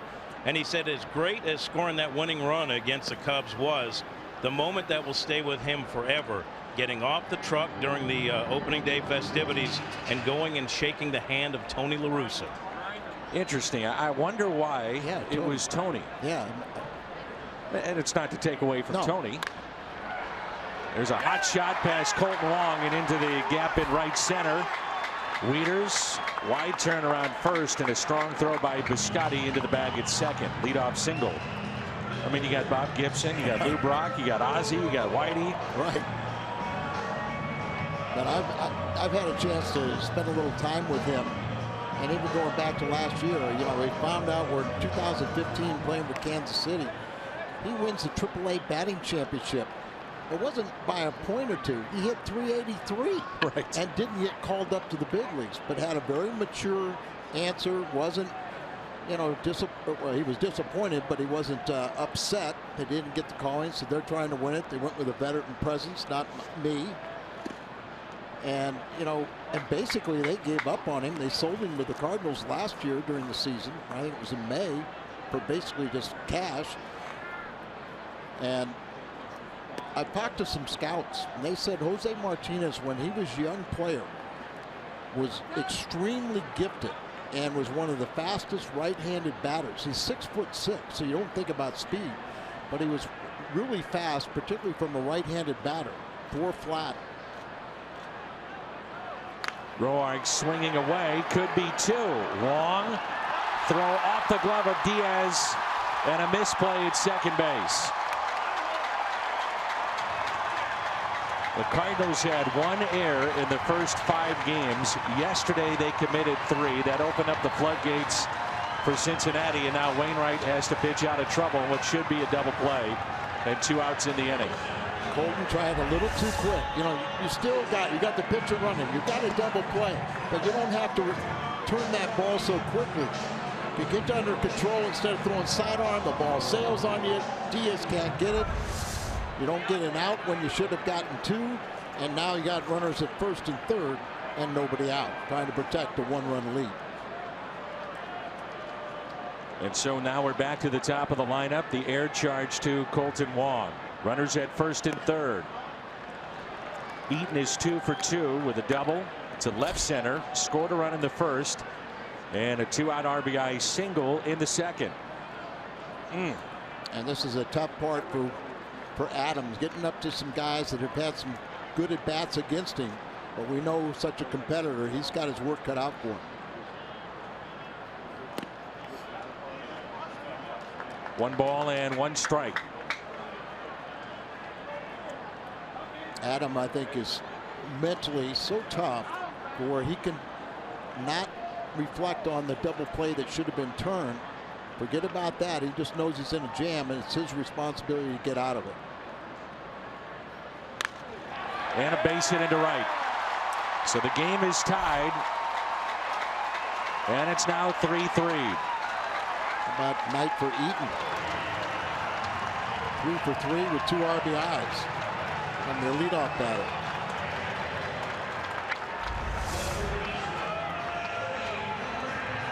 Oh, cutter right there, but it didn't get inside. Just get him on the hand. Stayed in the middle half, and hit hard to right field.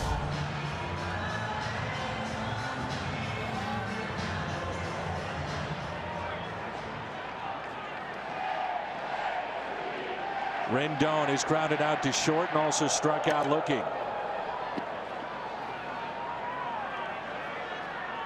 Cardinals can't get a double play ball off his bat.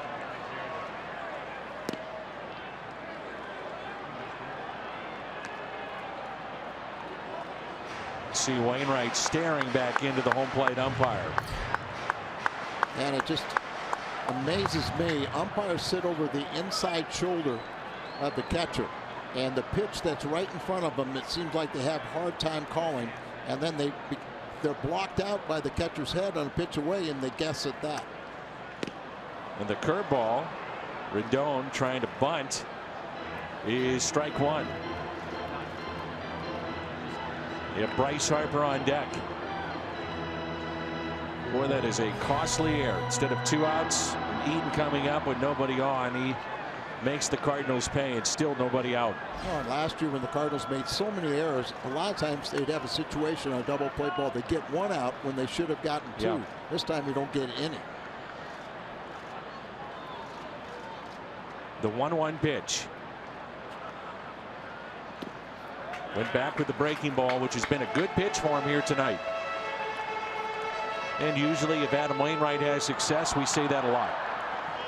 I think Fryer asked him today about Adam Wainwright, and I said, what's his best pitch? And he told me the cutter.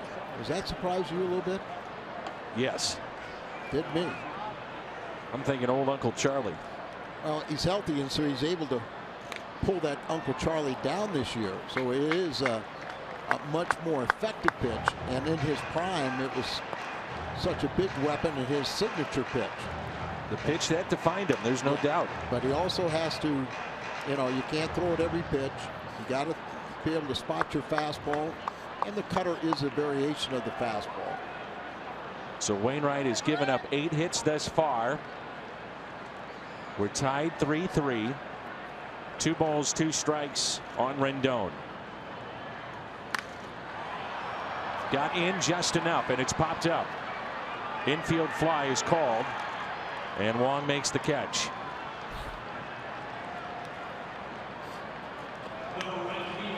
The vote for this year's Cardinals Hall of Fame is underway, presented by Edward Jones. Vote for Jason Isringhausen, the all-time saves leader in Cardinals history. Scott Rowland, Big Mac, Tim McCarver, Keith Hernandez, Steve Carlton, or Edgar Renteria. Only 2 will be inducted. It's up to Cardinals Nation to decide. Vote now at cardinals.com/HOF. Harper 2 for 2, both hits to left field.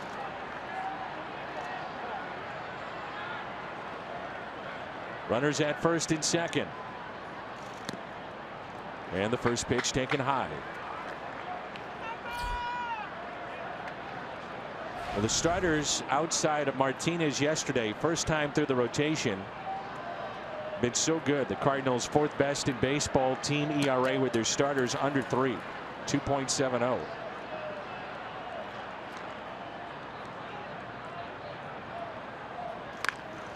That's pulled foul, 1-1.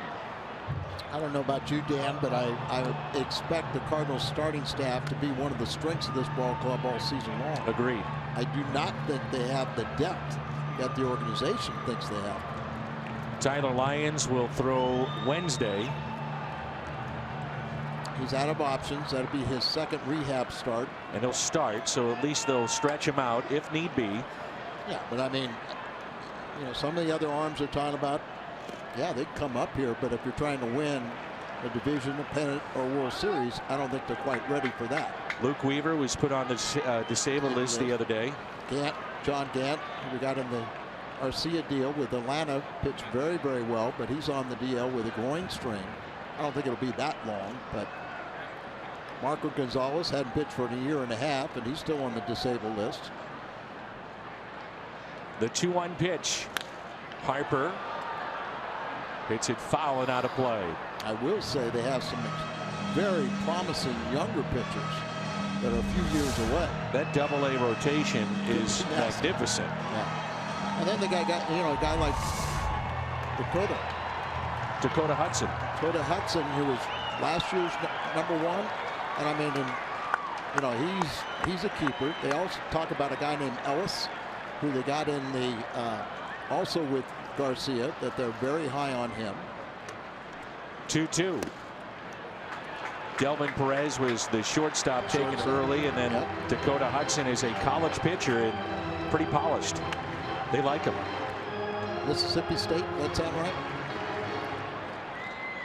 It's a big pitch in this game right now. 3-2, runners at first and second, and Bryce Harper at the plate.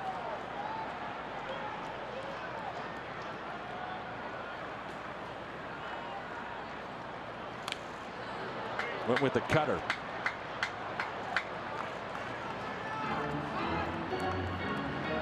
Cutter pretty much in the middle of the plate, but got away with it.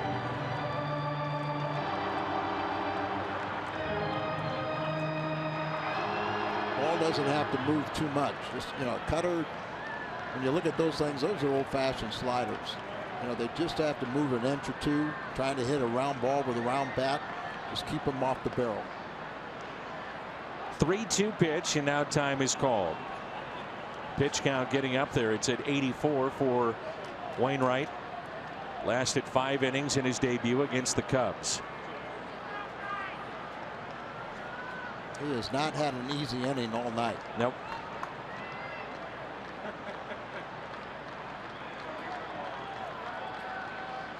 Three-two pitch.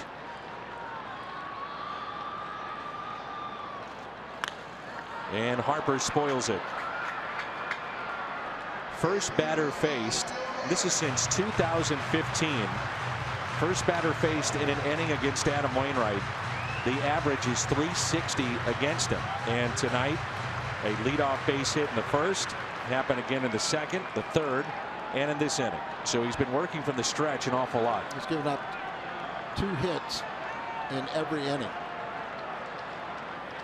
Now Molina wants to talk it over. Well, you mentioned it's a big pitch, so this is one of those times where you really want to be on the same page. Gives an indication that he has not had an easy inning, but he's battled his way through. He's in a tie ball game right now and needs one big more pitch. But when you talk about stressful innings, he's had 4 of them already.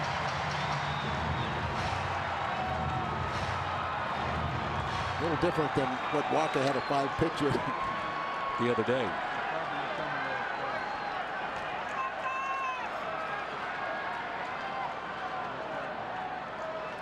Three-two, and he walked him. Bases loaded.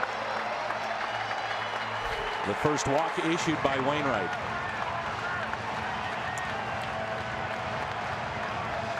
That's not the worst thing.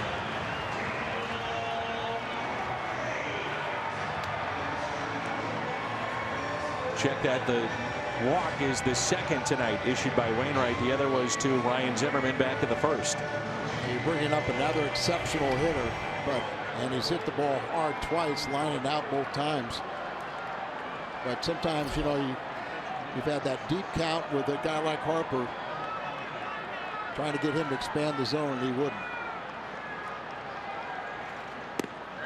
It's not only the air in which you don't get the 2 outs, but it's the pitches after that and the stress that it causes, because now you're dealing with a high stressful and stressed situation on the mound. No doubt. A lot of things that don't really show up in the box score. That's right. Bases loaded and a 1-0 pitch to Murphy. Could be 2. Diaz, Wong, double play. A huge double play turned by the Cardinals.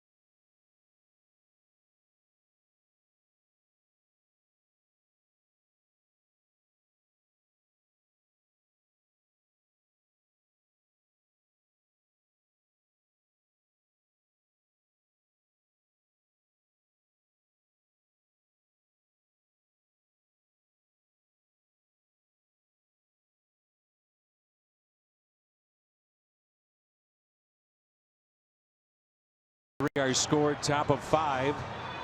That is the pitch of the night so far. The double play started by Adam Wainwright. Well, that's the old master coming in there and doing the job and protecting, keeping it a tie score. BJC healthcare difference maker since 2012. The Cardinals a .567 winning percentage, and that's since Mike Matheny took over. Cardinals have been to the NLCS 3 different times and a World Series appearance under Mike. And here we are at the top of the lineup, and Dexter Fowler scored a run back in the 3rd. Dan, think about the walk to Bryce Harper. I said it wasn't the worst thing. Right. It's a long at bat. He's already had your number tonight. You try to get him to expand the zone. You eventually walked him. And not that you're bringing up a cookie in Daniel Murphy. You know, he's got a 6-game hitting streak, the number 2 man in National League MVP battling last year. But start out fresh, and you can maybe get in that pitch or 2. You can get him to get himself out or help get himself out. The defense, in particular, the infield defense, we've talked about it so much, talked a lot about it in the offseason, how it had to improve.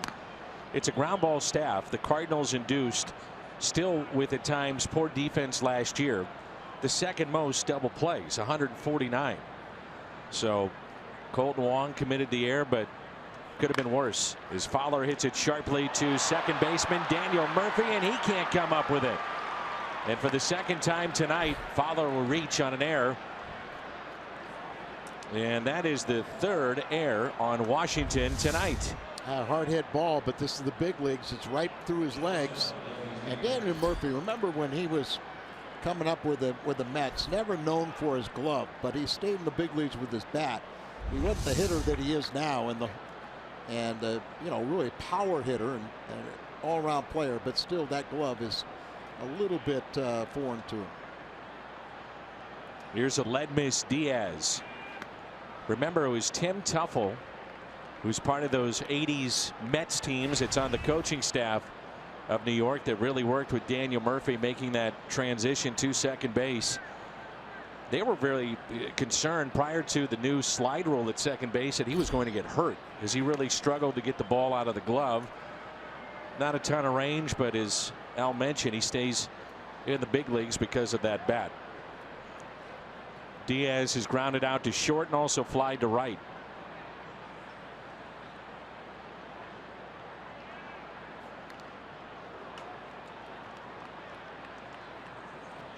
There's strike 1. Showing bunting for a base hit, and he gets the ball up and in, and almost ran into it. I kind of wonder, you know, I thought steals would be a big part of the game, but I didn't know if you'd really want Fowler stealing with Diaz at the plate. You don't want him to kind of feel like he has to shoot the ball the other way or give himself up, because he's in scoring position now. I think that's the type of hitter he's going to be. You envision him maybe dropping down as time goes on in his tenure with the Cardinals, maybe a 3 or a 4 hitter? Yeah, I think so. You know, he's still a very young player. He's going to mature and, you know, figure out more things offensively. But right now, if you throw a ball on the inside part of the plate, he can turn on that and hit it out of the ballpark. Here's an 0-2 pitch. Oof, pretty good cut. We've seen him be able to get up on his toes too and hit the high pitch. Yes. Now that pitch, you know, really, to be honest with you, that it's a vicious swing and everything, but with the ball at that location, you swing at about the best you can do with it is foul it off. More likely a swing and miss.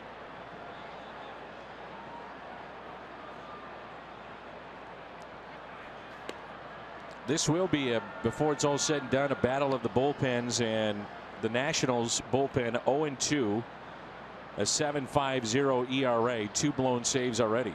Well, they have some really exceptional arms down there, but nobody with a lot of closing experience, and it's kind of a situation right now. They're not throwing enough strikes and getting themselves in trouble, walking people. Took some off it, and he strikes out Diaz, his 3rd strikeout tonight.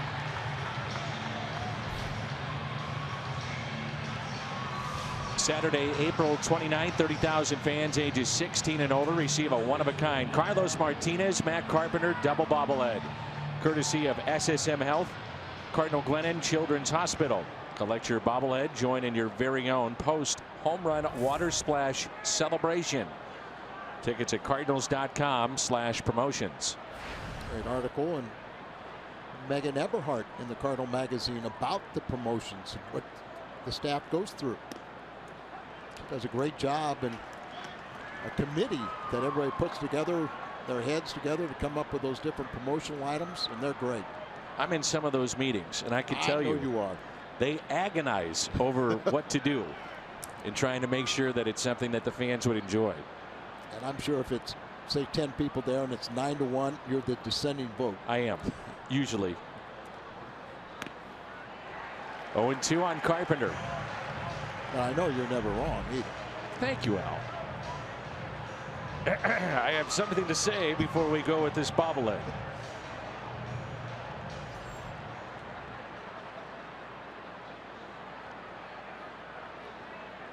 Oh, 2 the count. 1 out, and the runner at first is Dexter Fowler. Carpenter somehow hits that into center field. Look at this. Fowler on his way to third, and he's out. No, the ball gets away. Oh, boy. Cardinals take a chance, and it pays off. And it has been sloppy defense tonight for the Nationals. A strike thrown by Eaton to Rendon, and he couldn't hold on. And it has to be the 4th error. You know, the base hit up there, as you said, Fowler's out by far. Strong throw by Eaton, but Rendon couldn't hold it on. Slowed down, then he tried to deke him a little bit, comes home, and he should be out by 10 feet, but Rendon couldn't hold on to it. That allows Carpenter to go to second base, and the Cardinals, with 1 out, have a tremendous scoring opportunity with their cleanup hitter, Piscotty, coming up. We know they are a much better defensive club than they have displayed tonight, but you have to win a game this way when they're trying to give it to you. Piscotty is 1 for 2. RBI base hit. A single in the 3rd with 2 outs to score Fowler. 2nd and 3rd, only 1 out. Strike 1.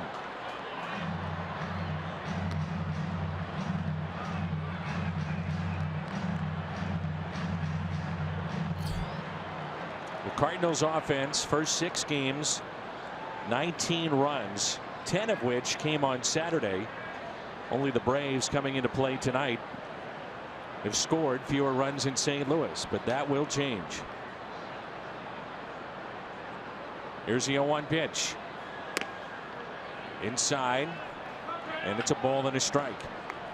I know Piscotty was working on spring training, trying to change adjustments, trying to hit the ball in the air and use power, but it really has slowed his bat up right now. And see if they don't attack him inside. Hard stuff in. Just like that. Yeah, I noticed it too, especially at the tail end, maybe middle tail end of spring training. A lot of pitchers going inside hard on Stephen Piscotty.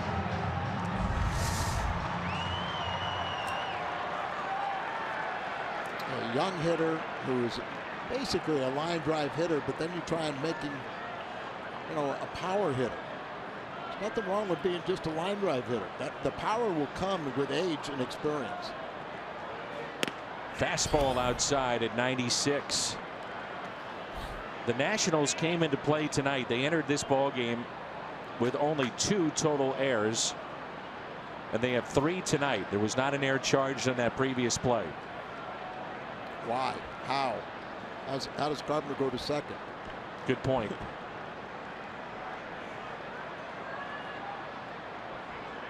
Here's a 2-2. Piscotty past Murphy and into center. It's a tough play, but again, a play that should be made, or at least kept on the infield. Exactly, Dan. And you could see him, Murphy kind of kicking himself, but he was trying to reach out there, instead of trying to get a step and try to get it and knock it down.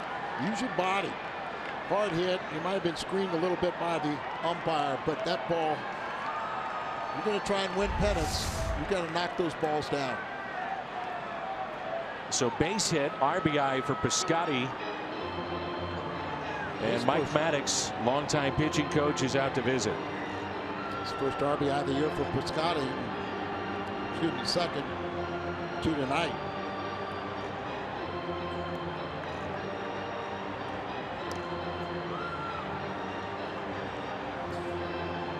You go out here and you talk to a pitcher and you got to say, hey, you just do your job.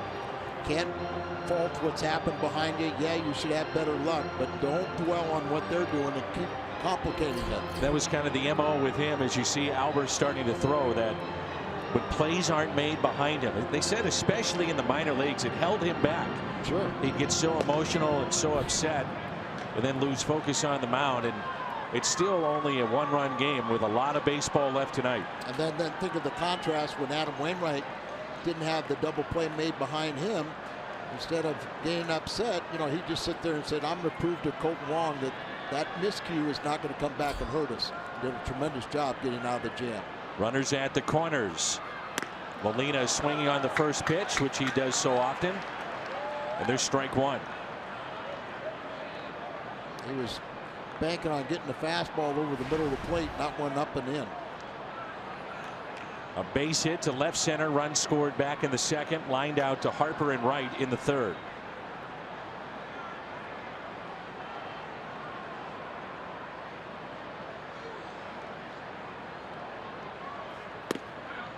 One ball and one strike on Yadier Molina.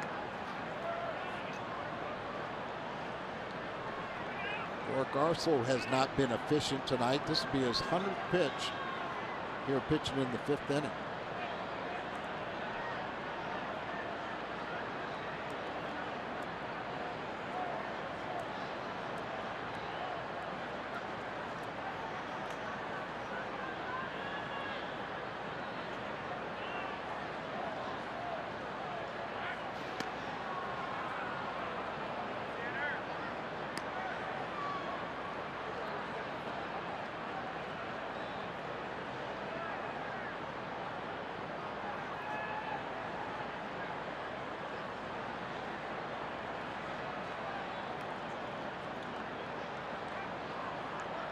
One ball, one strike on Molina. Line drive, base hit into center. Carpenter will score. And it's now a 5-3 St. Louis lead. 3 consecutive hits. It was the air by Murphy to start this inning. A strikeout of Diaz and 3 consecutive singles. Just that maturity of Yadi as a hitter, just taking the ball where it's pitched, trying to hit it hard, but center that ball. It's out away from him. He takes it up the middle. Just a nice piece of hitting right there. Gives the Cardinals an extra run. His fourth RBI of the year. And it brings in Peralta. Johnny with a base hit to right. Came around to score on the double by Wong in the second and reached on an error by Rendon in the fourth. Runners at first and second. And here's a 1-0 pitch.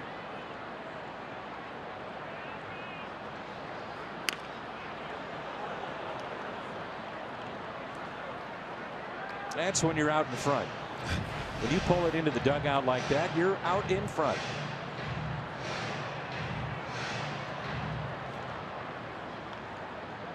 Carpenter and Fowler both have scored in this inning.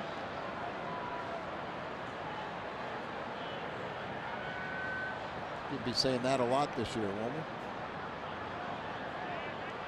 Here's a 1-1. Foul territory. Zimmerman won't get there.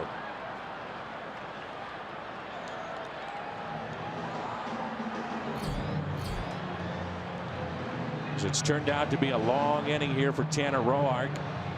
23 pitches, and even though it's early in the season, Dusty Baker, right or wrong, is old school. Will, you know, you'll look up and you'll see guys throwing 105, 110 pitches, maybe 115. Oh yeah, and I remember a game in Chicago when he was managing in Zambrano early in his career.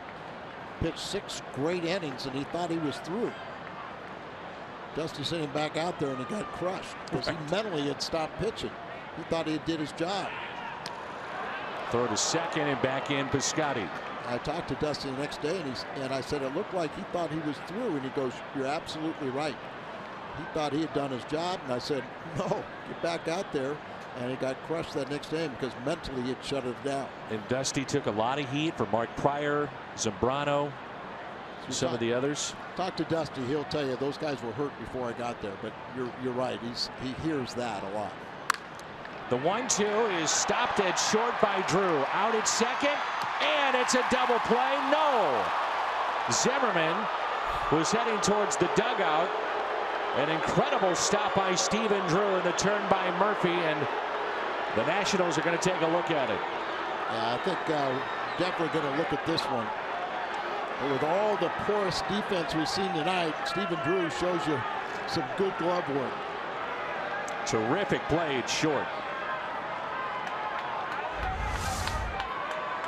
Ball was hit right on the nose. Look at he dives towards the outfield, gets it, Ramos gets you out there, and the bang play at first. Watch his toe, the right toe. It's almost as if he's searching for the bag a little bit there at the end. See him reach for it there? Yeah, that's a lot of times when you'll hit the bag awkwardly and turn an ankle. But Zimmerman, it was almost as if he was trying to reach for it, and I'm not sure if that's what the umpire saw. Kind of looked like his right foot, instead of hitting the toe on the bag, is more of the heel or the middle of his right foot.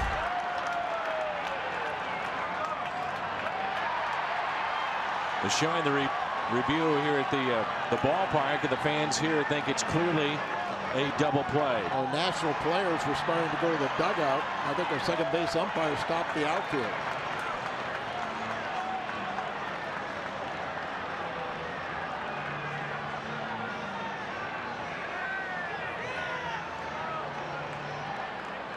I agree with one of the new rules that they only have 2 minutes to decide.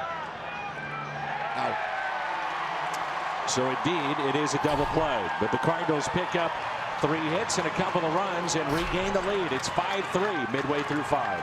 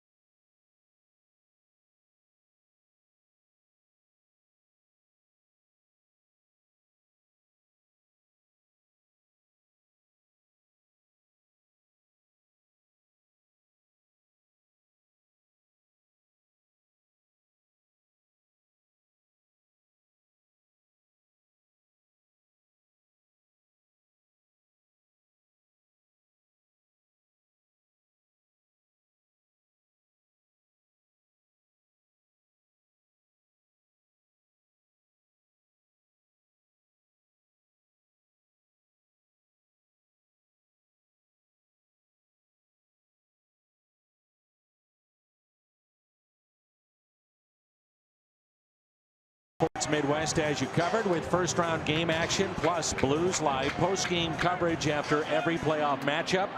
First game Wednesday night against the Wild, and coverage begins at 8. Blues postseason on Fox Sports Midwest and streaming live on Fox Sports Go.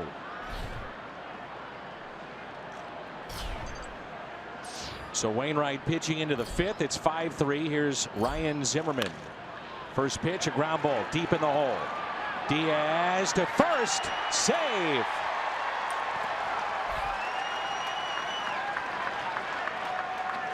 Nice play there by Diaz, but clearly Ryan Zimmerman beats it out. To me, Diaz has a lot more range going to his right than he does to his left. Yep. He's playing up the middle to compensate for the lack of range going to his left, and then the ball in the hole becomes a little too deep. Does a nice job get to it, makes a strong throw, but Ryan hustling all the way beats it out. So that's every inning a leadoff base hit.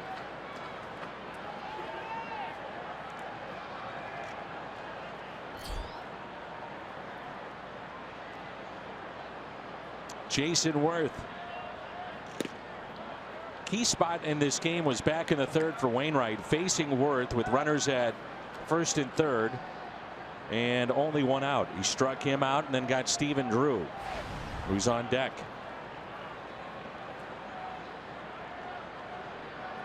Brett Cecil is throwing in the Cardinals pen. Here's a 1-0. 1 ball and 1 strike. Wainwright's been in that stretch all night long. There's Brett Cecil.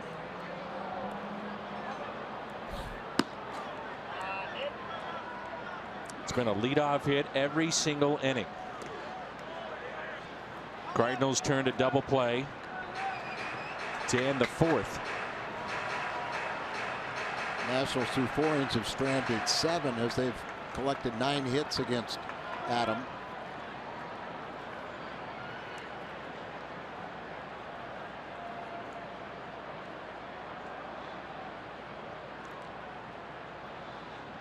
Two-one pitch.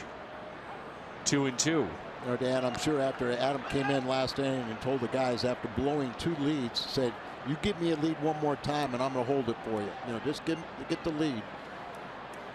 We had a shot of Colton Long going in the dugout, clearly upset with himself after the error, but again, it's what we talked about. You have to regroup, let it go, and move on.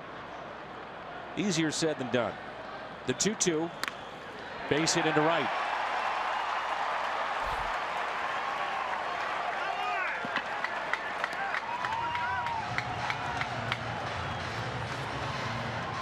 Adam, 94 pitches thrown.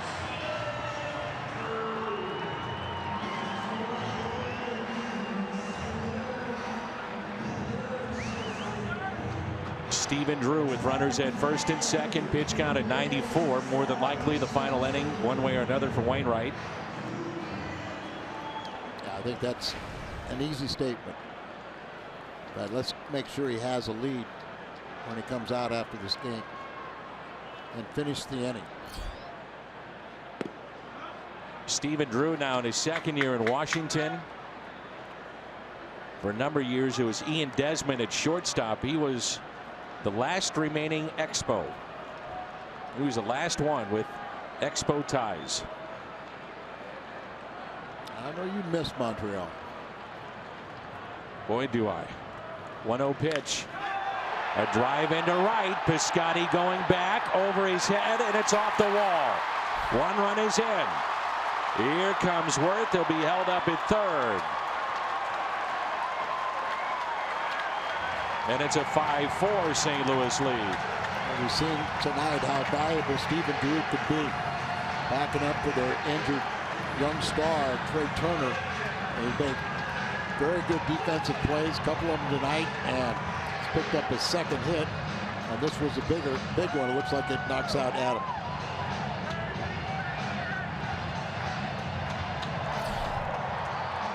So Brett Cecil will come in the game. It'll be part of a double switch. Jed Jerko also will come in the game. Jerko will replace Johnny Peralta. Tarchevi called to the pen.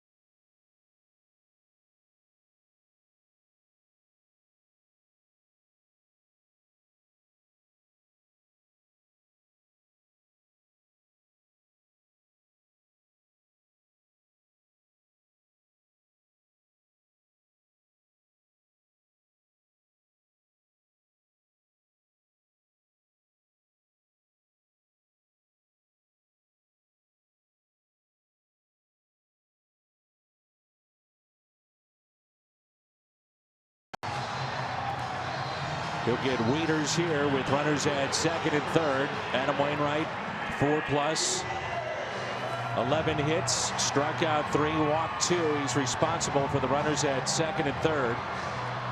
Wieters tonight is 1 for 2. Base hit to right center. Back in the fourth, came around on the RBI by Eaton. Also flied out to left. These two have matched up quite a bit in the American League.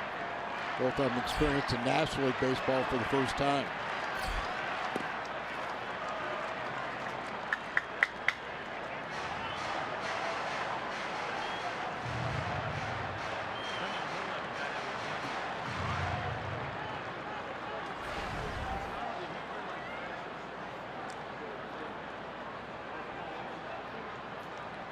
Here's a 1-0.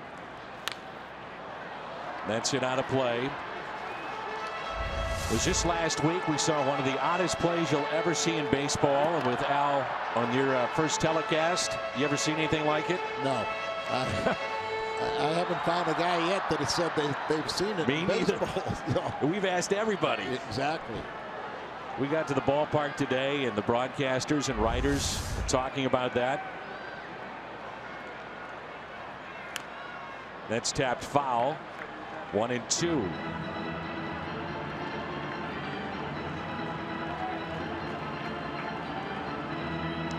Wieters, by the way, 2 for 13 against Brett Cecil. These two have hooked up in the American League East for a number of years. Blue Jays and Orioles. Cecil has been the better of the matchup. Needs to do it here. Here's a 1-2. The curveball really is his signature pitch. He throws it about 37% of the time.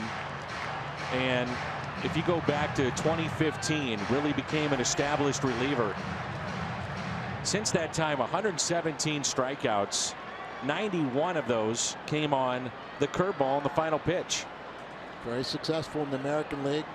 Cardinals went after him in the free agent market, signed him very quickly. 1-2 is a base hit out to left. And this game is tied.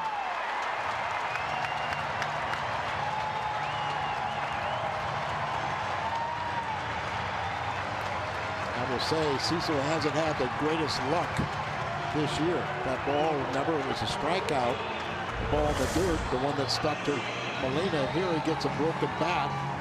But Wieters, big, strong, and muscles it over the infield for the RBI single. The go-ahead run moves to third.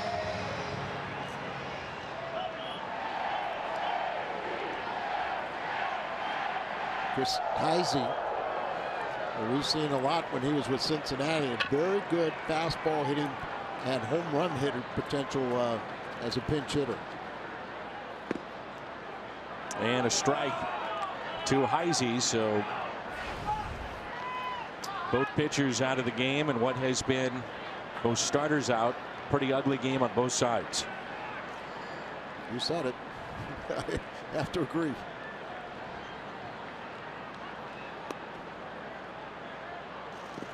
And you also said it's going to be a battle of the bullpens, and this game is still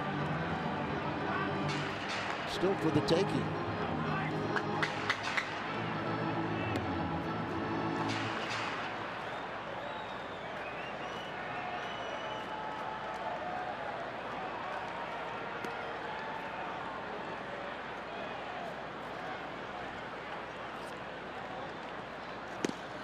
Good changeup.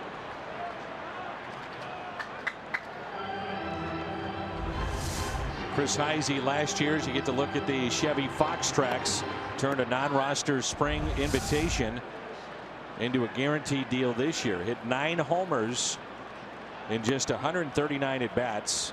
Can see all 3 outfield spots.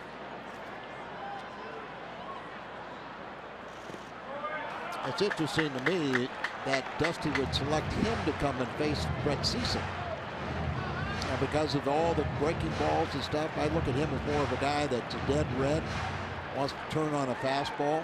There's 2 ways to look at it too. Save him maybe later in the game, but maybe he's thinking this is the game right here. It's a good point. And he got him. So it's a strikeout for Cecil. And the first out in the inning.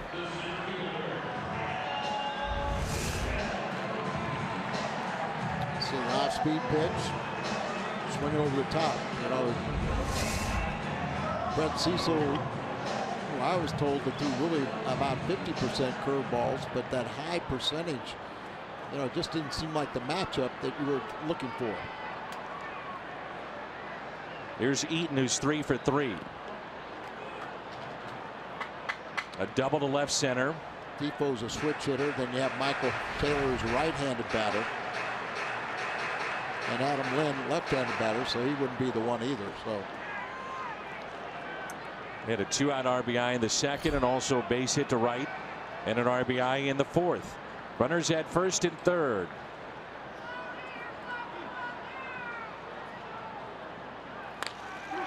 Fly ball to center. Fowler going back with room, and he makes the catch on the edge of the track. Runner from third will tag up. Runner from first did not. And the Nationals have the lead. It's now 6-5, and that closes the book on Wainwright.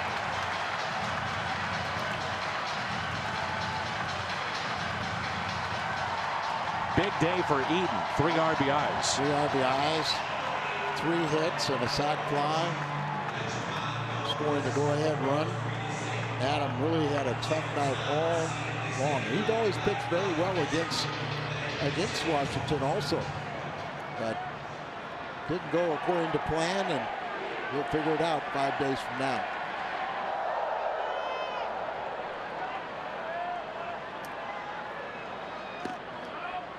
And a fastball taken high by Rendon. 0 for 3 tonight.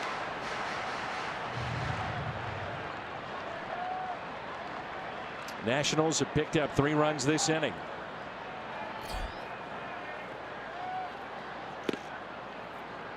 One and 1 the count.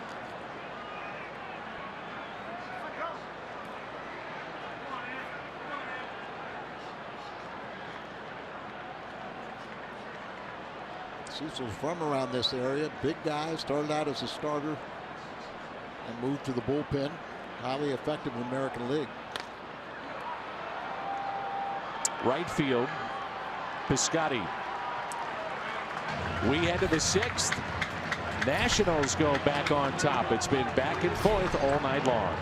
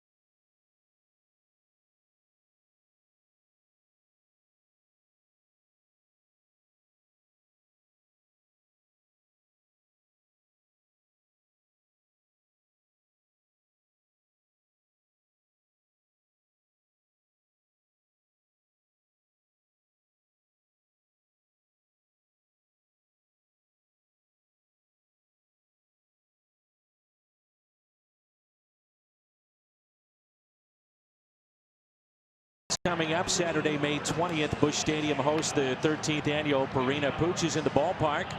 Come downtown, enjoy a ball game with your best friend beside you. Limited number of tickets go on sale beginning 10 a.m. on April 13th. That's at cardinals.com/pooches, and that will sell out. Chevy called to the bullpen, and Matt Albers takes over.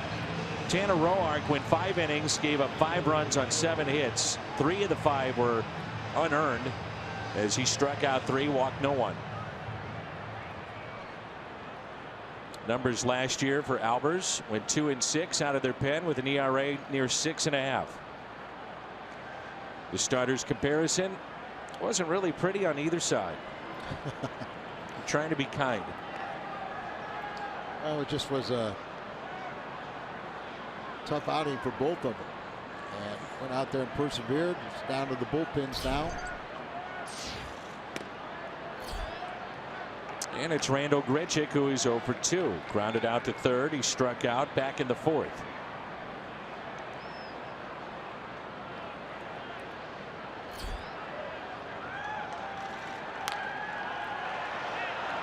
Popped up. Wieters will give it a look.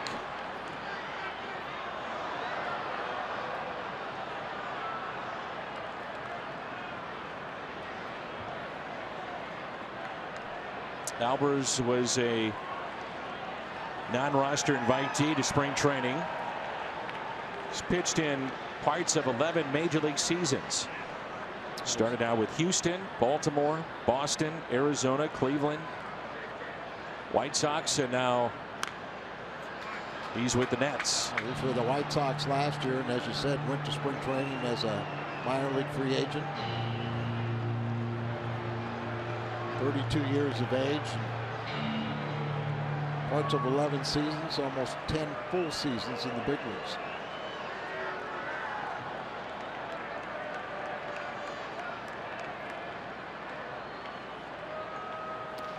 And it's a swing and a miss. Got him on that slider. Wieters finds it and throws out Grichuk.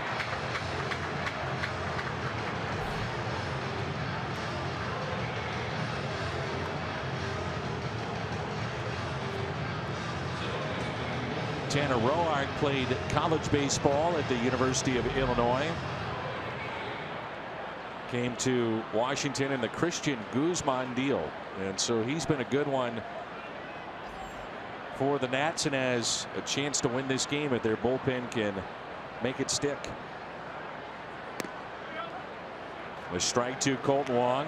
RBI double with 2 outs. That scored 2 back in the 2nd. Also flied out to right. This is the kind of guy, though, the way he throws, you know, maybe invite some damage from left-handed hitters. One thing he does is he really hides the ball well. He's a short armor, but what you're talking about is he doesn't throw over the top. Goes a little bit to the side, third base side, so it should, you know, once they see the ball, a left-handed hitter, they'll get a better look at it than a right-handed batter.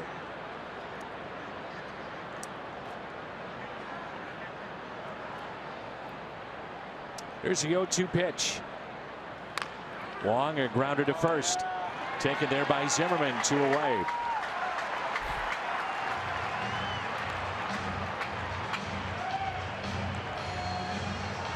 Wanted the double switch when Wainwright was lifted in the game. Brought Jed Jerko to third base. And to put Brett Cecil, the pitcher spot, in the 6th spot in the lineup. Jed is 2 for 12 to start the young year. Be a perfect time for his first home run. Boy, would it. He had 30 of them a year ago, and let's get this game tied.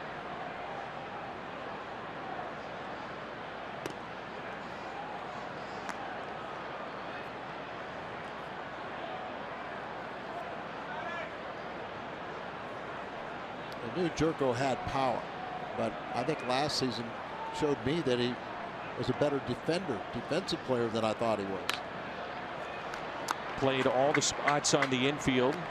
Played all 4 spots, hit a home run at least 1 from every spot. And he's really had a great attitude coming in this year. I think he's in a little better shape, but understanding his role and not, you know, understanding, okay, I don't have a position, but I'll bounce around and get a lot of playing time and get my at-bats. This is one way to do it, too. Starter goes short, you double switch. Sure. He gives you flexibility to do that. And you're going to have times when, once we start getting into a routine of playing every day, we have way too many off days early in the season. And that contributes to guys' slow starts. Slowly hit towards short. Stephen Drew gloves and can't make the play. So Jerko is aboard. If you were just watching a major league game for the first time in your life, you would say, well, it's kind of like watching a minor league game. Might be worse. Wow. Some guys are pretty good down there. It's another error. This one charged to Drew. It's 4 of them now for Washington. Very easily could be 5. And very easily, they could have given a base hit on that one. But here's the throw. There's no error there, but Fowler is definitely going to be out if Rendon catches it. And Carpenter went from first to second on that play and no error. And then that one, you know, I mean, if you didn't have all the errors today, sometimes the scorers, I think, make a mockery of it, and they want to ridicule a defensive team, and they give an extra error.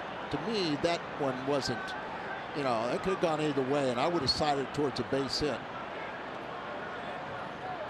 So 5 errors total, 1 by the Cardinals, and now 4 from the Nationals. Fowler has reached on 2 errors. I want to see how many of these scorekeepers can come running in full speed, try to get a ball on their shoe tops, and then right themselves and throw on the run. You know, it's just one of those tappers where you either do it or you don't. Yep. Especially in an era when most plays are ruled as hits. And that's hit out of play.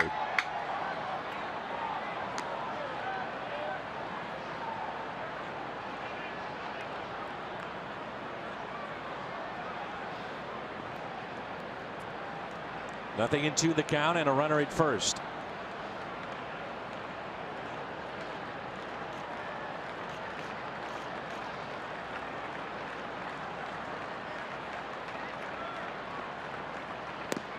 Check swing, and he went. Strikeout of Fowler. Second time he is struck out tonight. Albers picks up 2 strikeouts in the inning. Midway through 6. That's on top.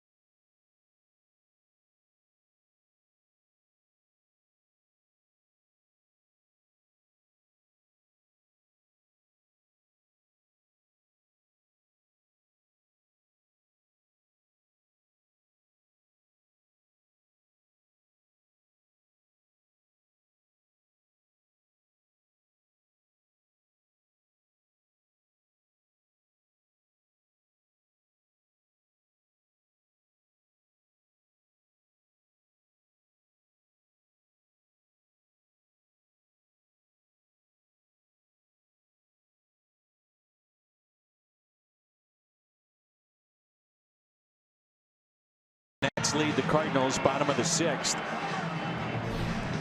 What's on tap? Lance Lynn will come your way at 5:30 tomorrow. He'll go against the lefty Gio Gonzalez. May see Brett Cecil for the first 2 hitters here. Harper and Murphy. Cardinals have a right-hander in their pen getting loose. Harper drops down a bunt. It's a beauty.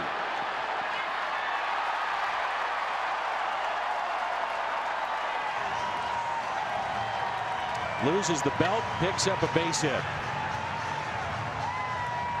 On base for the 4th time tonight.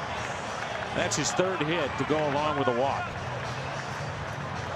You know, you think back in May of 2015, Bryce Harper, some believe, won the MVP that month. He had an average of 360, had 13 homers, 28 RBIs. And I went back and I looked at, you know, what were some of the great stretches in this franchise's history, or at least Washington baseball history. Now, Frank Howard had 10 home runs in 6 games in 1968 at DC Stadium. Now think about that. 10 home runs in 6 games. Frank Howard, 6'8". When you know the average player was under 6 foot, and he was about 300 pounds. Monster of a man and a gentle giant. Ted Williams became the manager at one point, the franchise here, and apparently, as the tale goes, he went up and shook hands with Frank Howard and said, "If I was this strong, I would hit 1,000 home runs."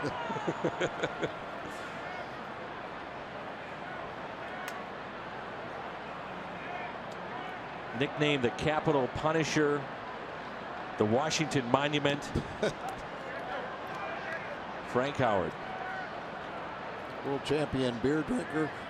Is that right? Heidi told me a couple stories.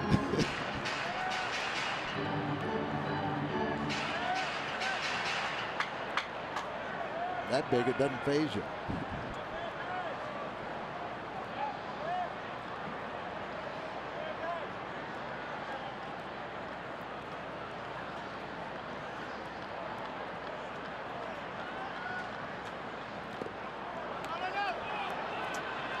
Pretty amazing to consider this in the 100+ years of Cardinals baseball.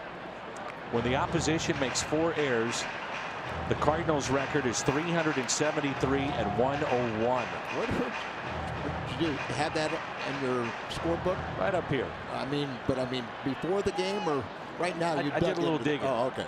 Little digging. That's pretty informative. How about that record, though?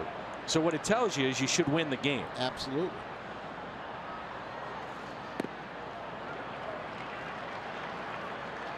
Two and 1 the count. She said this would be his last batter for Cecil. Dusty Baker kind of stacks these left-handed bats. He's had like as many as 3 in a row already this season. Not worried about bringing in a lefty because they're all pretty good hitters that play every day, so they face lefties or righties. 2-1 pitch. Base hit into right. The struggles continue for Brett Cecil. The bunt hit by Harper, base hit by Murphy. And Mike Matheny will go to what has been a reliable option so far in his bullpen. And of all people, the Rule 5 pickup of a year ago, Matt Bowman, and he's been really good. He was very good in spring training. He's carried into the early part of the season. He's a ground ball specialist. He's inherited that role that Seth Maness did so well, and Bowman has done the job, or should be called the bullpen.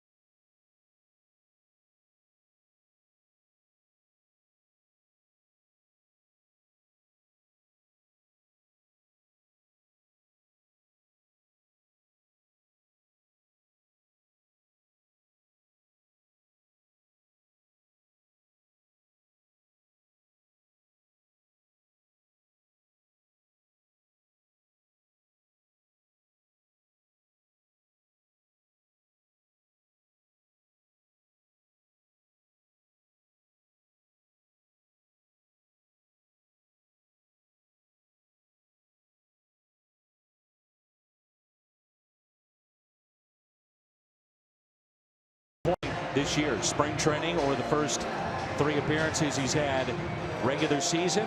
He's in relief of Cecil, went 1+, 3 hits, struck out 1, and he's responsible for the runners at first and second. Our score 6-5. The Cardinals have been out hit 14-7. It's been a sloppy game, and yet they're only down by a run with a lot of baseball left. No doubt. I mean, this game is still whoever can play error-free or comes up with a key base hit. It's going to be one of these games that go right down to last at bat. Sure could. And they've had their issues in the back end of their bullpen. Cardinals having issues with their pen. Now Ryan Zimmerman. The Cardinals' pen came into play tonight after 6 games, having thrown 17 1/3, 6 home runs, and an ERA near 7. But the one guy that has been counted upon to an extent is on the mound right now, and that's Bowman.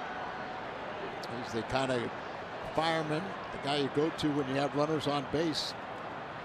Ground ball specialist. He's got a good sinker. It's also mixed in the breaking ball a little bit more. 0-1 pitch. A lot of times you'll see throwing to a right-handed batter that late movement and really boring inside on a righty.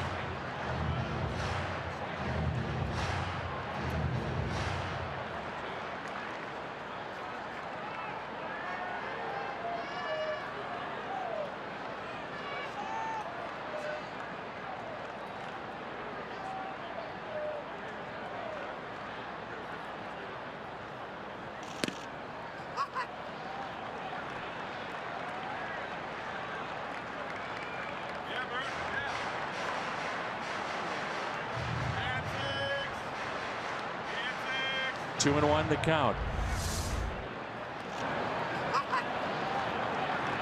Murphy thought that Molina may try to pick him off. Didn't know where Carpenter was. Now Carpenter kind of flashing back, chasing him back to first base. But if I'm Daniel Murphy, I can't blame him with the guy that's behind the plate that's done it so many times.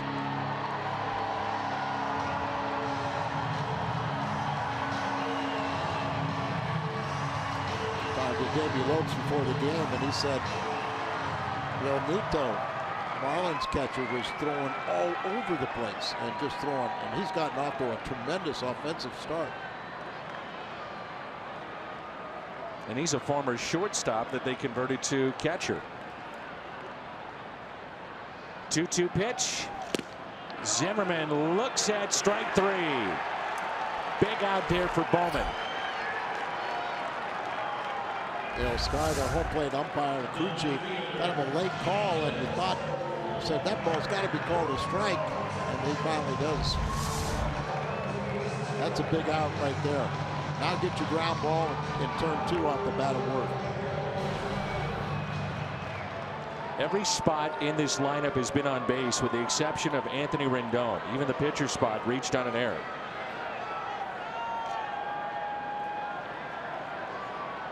Jason Worth is 1 for 3 tonight. Fly to right, struck out, a base hit to right field, and a run scored.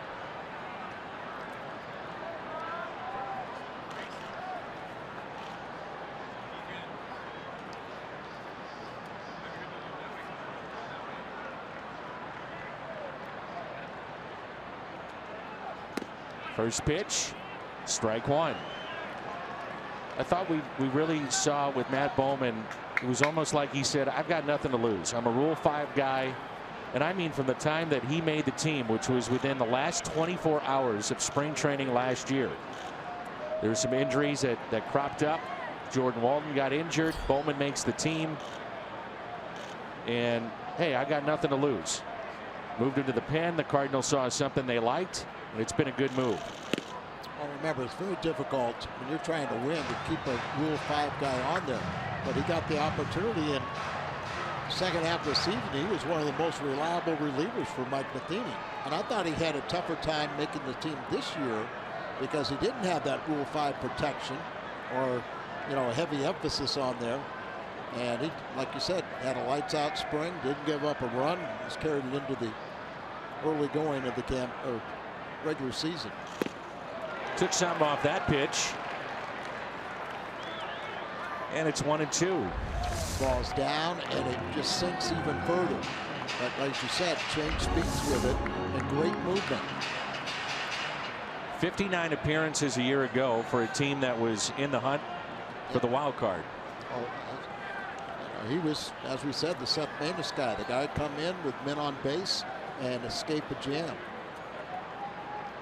Here's a 1-2 pitch. How about a strikeout or a ground ball double play? There's your ground ball, but it's a base hit to left. Here comes Harper, and they'll hold him up at third. If you're going to be a ground ball pitcher like Bowman, you're going to give up some hits. But you always have that potential to turn around and get 2 outs with the next ground ball. Well, here he hits the ball hard, but it's right between second and third. If that would have been right at short or third base, then you would have had your double play to get out of the inning. Still could do it. Further your point, Al, about how you carry a Rule 5 and championship clubs more times than not. It's not to say it doesn't happen. I mean, the Cardinals in '96 went to the postseason with Miguel Mejia, but San Diego this year, I mean, there's guys that are Rule 5 all over the place, including a shortstop that the Cardinals lost. You try to rebuild, you try to figure out ways to maybe tank too. Sure. Perdomo was another Cardinal that was a Rule 5 pick and did very well for San Diego. It's in the rotation now, right? That's right. But that's what I'm saying. If you're in a rebuilding or you're not expected to win, it's easy to carry a Rule 5. Sure. And when you talk about Mejia, you were playing with a 24-man roster plus a base, a pinch runner. That was the one thing he could do. He could run. He could run. Here's a 1-0 pitch. 1 ball and 1 strike. Baseball sometimes can be very cruel.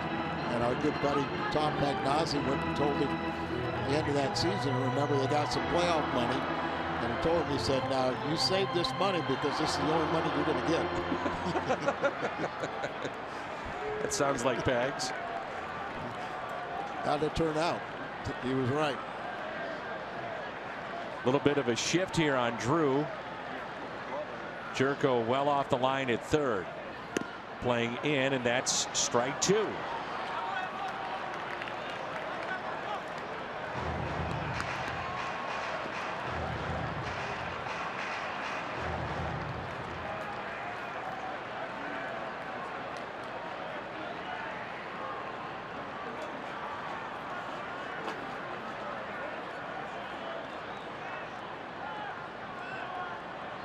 Here's a 1-2 pitch.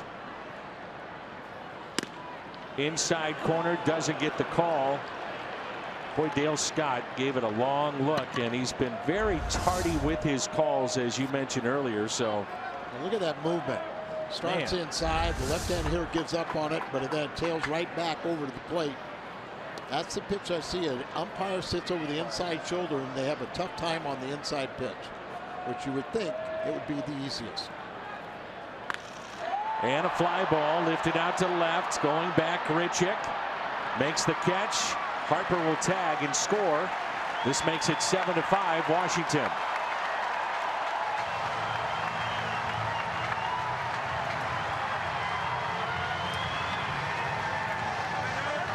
That run is charged to Brett Cecil.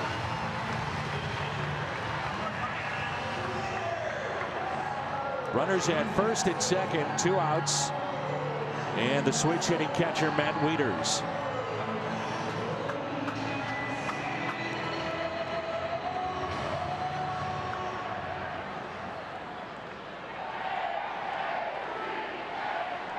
Wieters 2 for 3 and hit the ball hard twice, or all 3 times he's hit the ball hard.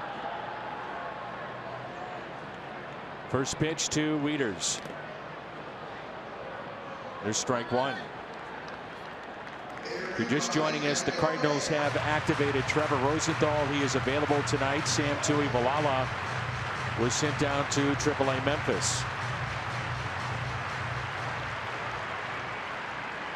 You gotta love Tui's arm.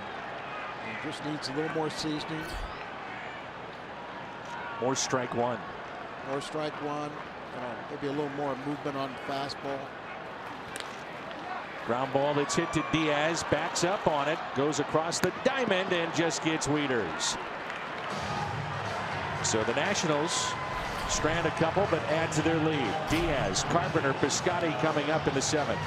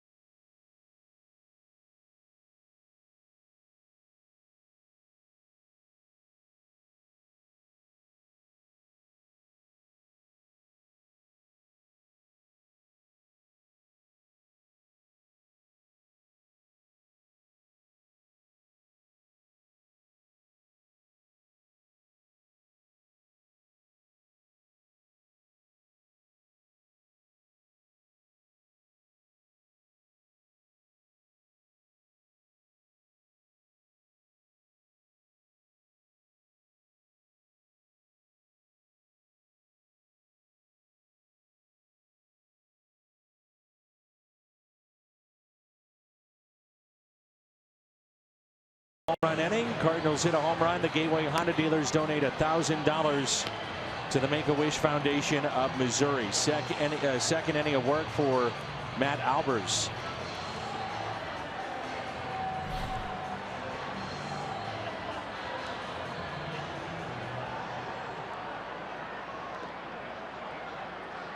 That gentleman there loves birds. Very good. Where's Baltimore at? That's the tattoo. I was just going to say that. Diaz is 0 for 3 as he yanks it foul, and there's strike one. We're underway here in the top of the 7th.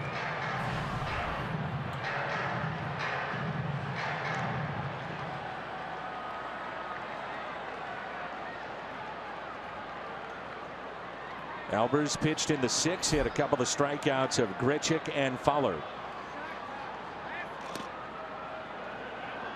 Trevor Rosenthal is throwing in the Cardinals pen.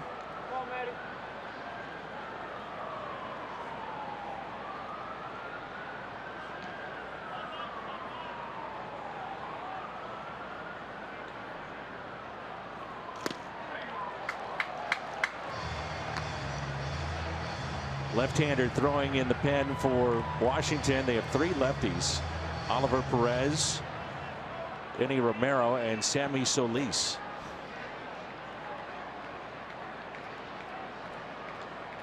One-two pitch. Diaz reaching for it, lines it to short.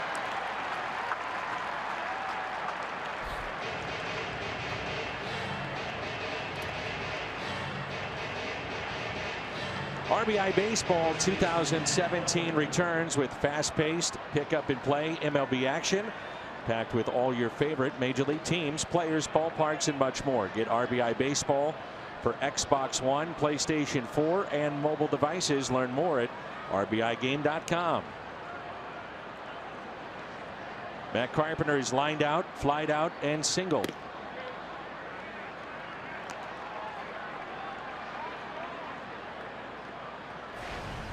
Right now, you look at the Cardinals lineup, there's really not that big bopper, but what you're counting on is the top 3 causing havoc. Yeah, getting on base. All 3 of them had great on base percentages a year ago. We've always known that Carpenter was an outstanding leadoff man, and you know, he's only hit in the leadoff spot, but he always said until we get a player that's better than me in the leadoff, you know, I've got to stay there. Well, now they do have one better, and we know he's such a good hitter. So he lines it into right for a base hit. And the tying run comes to the plate. So a multi-hit game, second hit. Carpenter. But I'm with you, Al. I mean, we say this all the time, and he has talked about it. My mindset does not change with where I'm at in the lineup. I'm talking about Carpenter. Well, it shouldn't change, but yet when you look at the raw numbers, something's wrong. But, yeah. But it is interesting to see those. But I mean, all three of the top three in the order were amongst the league leaders in on-base percentage, led by Fowler with 393. Here's Piscotty, 2 hits tonight. A 2-out RBI single in the 3rd and an RBI base hit in the 5th.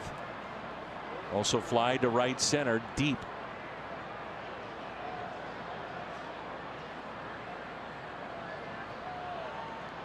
Here's a 1-0. Ground ball left side, that's foul.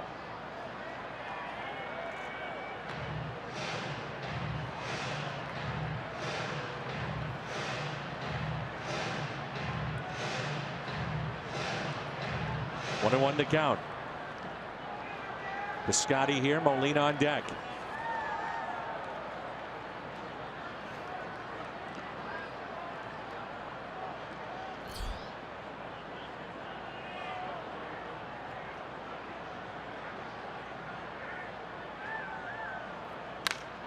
There's a line drive into right, caught by Harper, shows off the arm to first. Out at first, it's a double play. An absolute rocket in right field from Bryce Harper.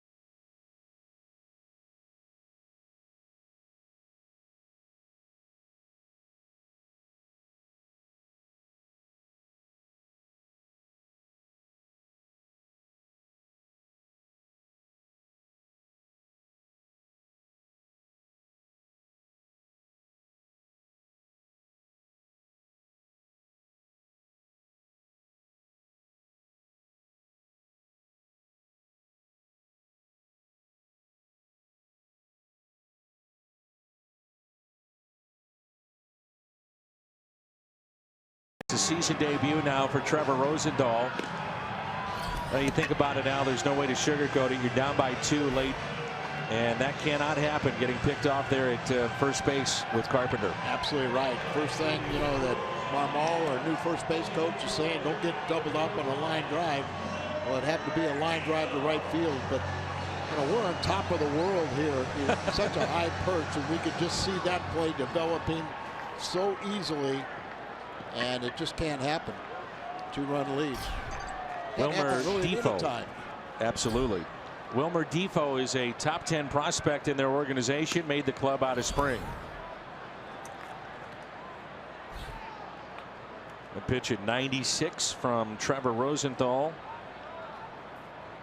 Defoe appeared in the big leagues in 2015 for 15 games, 31 games a year ago. Talking with Trevor Al the other day, and he said, you know, I just had the lat issue. I probably could have pitched through it middle of the season, but this being the beginning of the year, no need to push it. Exactly right. And especially when you got a 10-day disable list, you know, they moved it from 15 to 10. So here he is pitching right here. To me, I want to see throw strikes. He's got unbelievable stuff, but his problems last year wasn't throwing strikes, had some injury. Woo. 98. And it's a nice, easy 98. You know, a converted shortstop, an amateur ball. You're right. That looked nice and easy coming out of his hands. The 2-2. Carved him up in a strikeout for Rosenthal. Well, when you watch him pitch, he doesn't, you know, he really short arms the ball. So not only is it high velocity, but the hitter doesn't pick it up. It's on top of him before he gets really a look at the release point. Mike Matheny before the game was asked about Rosenthal and his role. And even though that Seung-Hwan Oh has had his issues here in the first week, he said, let's not get too far ahead of ourselves. There's no clear path at this point for the role of Rosenthal. We just know he's going to be used in high pressure situations. And Mike's saying he can be as good as anybody in the league, but one of the things we have to do is be careful with his workload early here in the season coming off this injury. And boy, does he look good. And woo, you know, the lat injury started in the weight room. And I asked him, was it Pete Prenzy or was it you? You know, because he's such a workaholic, wants to lift weights all the time. And he said, well, let's blame it on Pete.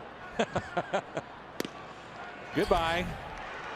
Wow, this is impressive here. Rosenthal hits 99 on the gun. That's back-to-back strikeouts.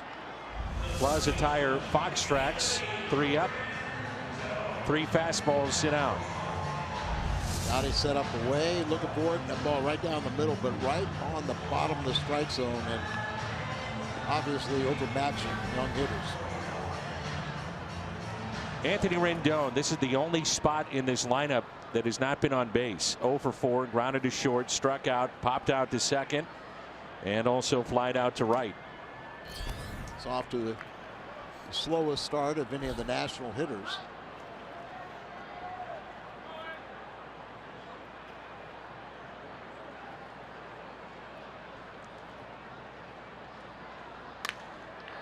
And a fly ball that's out of play. Couldn't catch up with that fastball.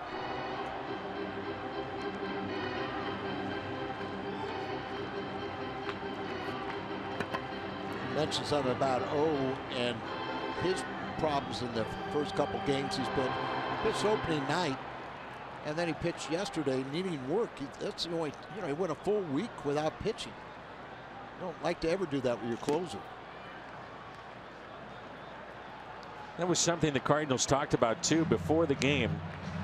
Mike was saying that one way or another, O has to pitch yesterday. Yes, he had to pitch. And some people didn't understand bringing him into that game, but he had to bring him in that game to be prepared for this series. 2-2. 100 on the gun. Now we know Rosie's capable, but they're calculating velocity in baseball a little differently, and I think it's average like 0.8% harder, but we know when those numbers with Rosenthal, they're legit. This is why I look at him and I know he's throwing hard. This is Anthony Rendon, who's one of the top hitters in the game, and twice he could not catch up with a fastball. Hit 20 home runs last year, 85 RBIs, you know, a real good player, and you know, forget about the gun. Look at the hitter. The hitter's going to tell you how good the fastball is. And in your case, it's validation. Yes. Got to start that bat early. 2-2, and he strikes out the side. That time a breaking ball at 86. It started with Defoe He saw gas, couldn't catch up. 3 pitches. Eaton struck out. The breaking ball to finish out the inning.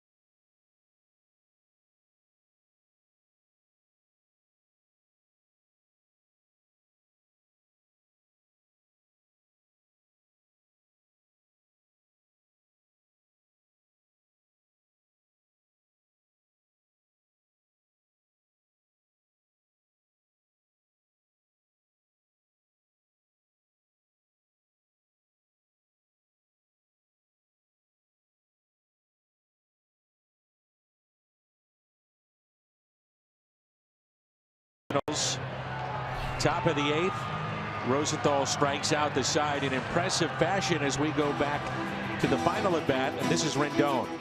Kind of love to see this. Gives you an idea of the movement. And you can see that's legit, and then a nasty off-speed pitch right on the flat, down and away. One thing Mike also said that right now we're not going to see multiple innings. First pitch, Rendon retires Molina. We won't be seeing multiple innings from Rosenthal, and Seager is warming up for the Cardinals. He needs some work also. The new pitcher for the Nationals is Coda Glover, and he is from the draft class of 2015. So he's already in the big leagues. They've got a lot of young power arms down the bullpen, but nobody with a tremendous amount of closing experience. And like Rizzo, their GM said something that I really believe. Of course, we're in the 8th inning, so but a lot of people wanted to name Glover as the closer.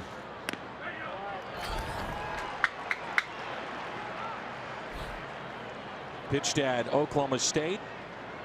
Sarchevy called to the pen. Well, at some point they think he will be the closer. It's just a question of when. Yeah.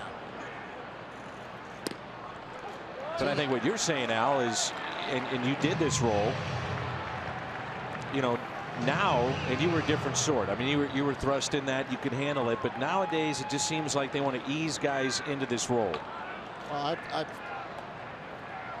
you know, the media wanted Dusty all spring to name who's his closer, who's his closer. Remember, they desperately tried to get Kenley Jansen and offered him more money, but he returned and went back to the Dodgers as closer. They had Melanson, who they lost to the Giants, so they were trying to, you know, have that established guy, but now they got a collection of fine arms.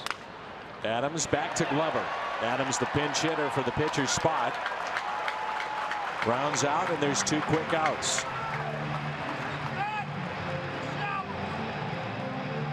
I'll give you the Rizzo's quote in the 9th inning.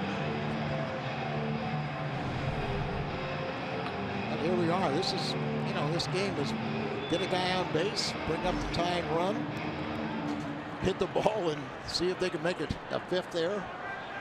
And that's the thing. They made 4 errors, the Nationals, and you should say, well, then that means the Cardinals probably win this game. From their perspective, they say, well, we've got 15 hits, we've stranded 10. maybe we should be winning. Exactly.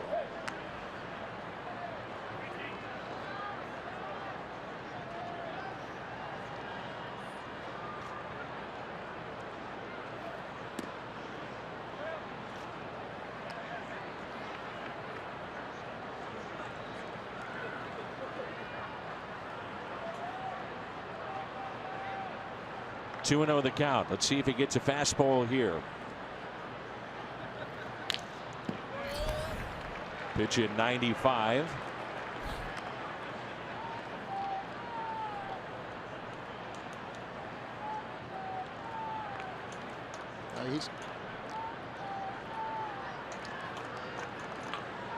Richard's going to have to prove to National League clubs that he can lay off that sweeping breaking ball with 2 strikes.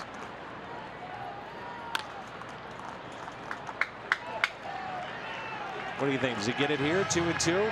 Now he'll get the sweeping breaking ball. All right.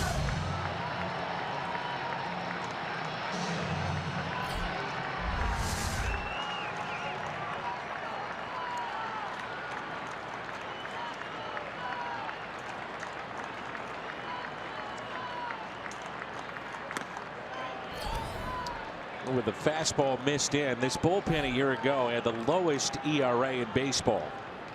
3.35. Was Trinan and Sean Kelly and Sammy Solis. Oliver Perez is still in that pen. Now you see the breaking ball. Oh, fastball. And a fly ball out to right. Glover with a 1-2-3 sends us to the bottom of the 8th. Washington with a 2-run lead here in game 1.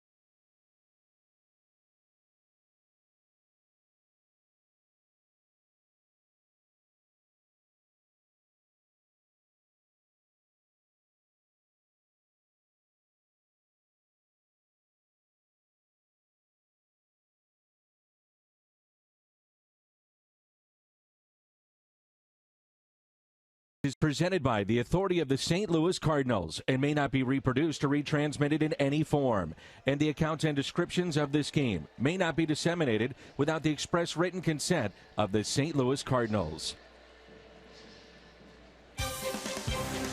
St. Louis Cardinals baseball is brought to you by Bud Light, famous among friends. Academy Sports and Outdoors, proud sponsor of the St. Louis Cardinals. And by Ford, the official cars and trucks of the St. Louis Cardinals. Well, the bright spot tonight has to be what we saw last inning from Trevor Rosenthal from the Cardinals' perspective. So Chevy called to the pen, and now it's Kevin Segrist. And the first man that he will face is Bryce Harper, who's been on base 4 times tonight, 3 hits and a walk. And he's shown us a little bit of everything. 3 singles, an RBI, run scored, bunt base hit, and also the double play and a strong throw from right field to double up Matt Carpenter. It's a good thing we have the off day on Thursday. Because I could see Cecil and Seagrass pitching in all 3 games of this series. Sure. All their lefties. Good point. Eaton, Harper, Murphy, Stephen Drew. Adam Lynn on the bench. Defoe is a switch hitter, as well as Lobaton, their backup catcher. So Seagrass comes in to face Harper, Murphy, and Zimmerman here in the bottom of the 8th. The 2-0 pitch.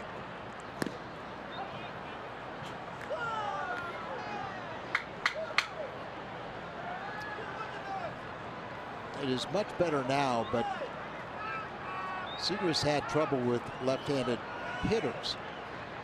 And, you know, pretty much he was a fastball changeup pitcher. Now the curveball is so much better and a bigger weapon.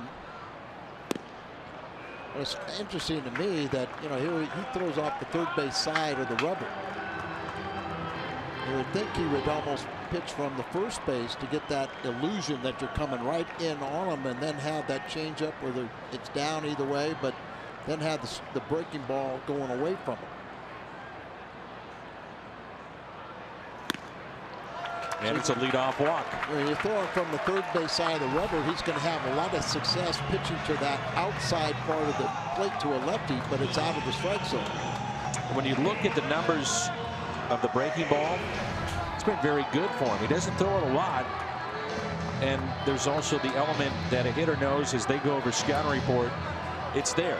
You know, a few years ago, it was just primarily fastball after fastball with the changeup. Hitters are trying to, you know, say, okay, you got these pitches. Well, I don't have to worry about that pitch because you can't throw it for strikes, so you can eliminate it. Here's Daniel Murphy. And that's ball 1.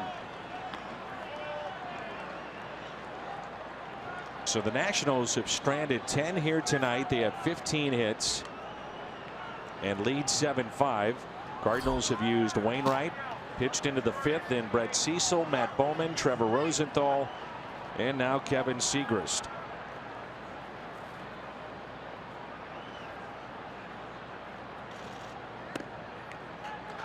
Two balls and no strikes. Just about all left-handers throw across their body to some degree, so it appears that to a left-handed batter that he's throwing the ball at them. And that's why if you can accentuate that even more if you're throwing from the first base side. You know, it's just individual how you feel. Where'd you throw? From the first base side. Yeah.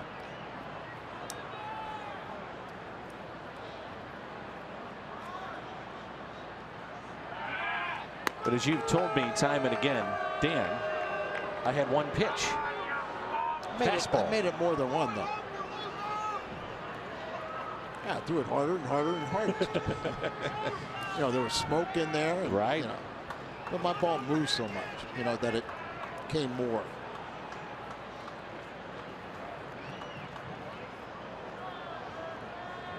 Here's a 2-0. Fly ball lifted into left center. Fowler is there.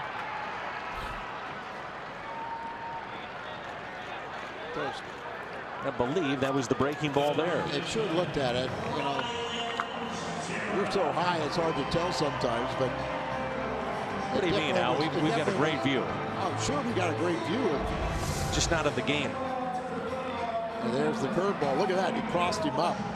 Crossed Molina up. They got an out of it. As Molina was standing up trying to get the fastball, and all of a sudden the breaking ball, and he tried to put the glove down to his knees, but he put it in play.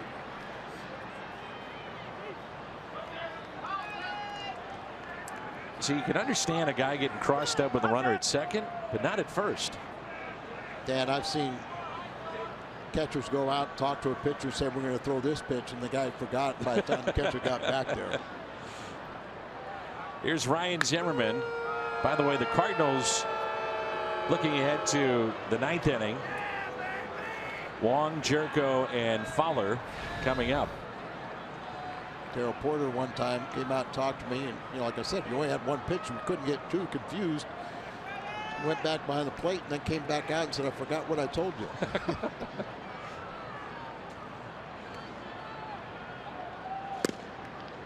And a strike at the knees to Zimmerman. Couple of hits, a run scored, stolen base, a walk tonight. Was called out on strikes back in the 6th.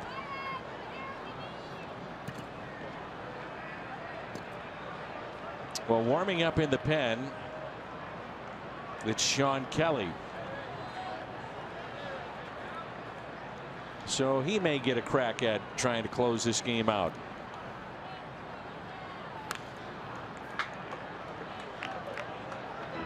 Blake Trehan is 3 for 4 in save opportunities, but he's been, he's been roughed up a couple times. The other day he picked up a save, but gave up 2 runs. Came in with a 3-run lead and made it a 1-run game, but protected it. They love the stuff of Blake Trehan. Yeah. But he's had issues at times in trying to get that final out too.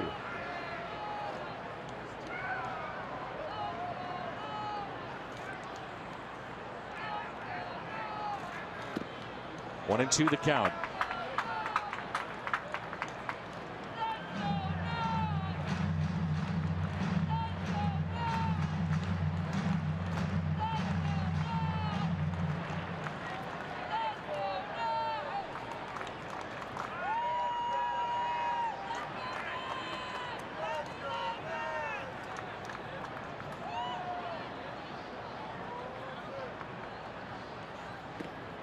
Tried to take some off it, and it's 2 and 2. It's another curveball right there.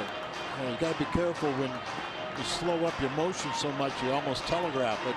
We could see that even here.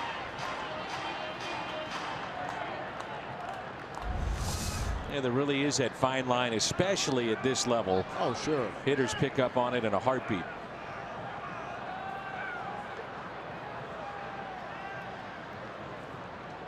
Here's a 2-2 pitch.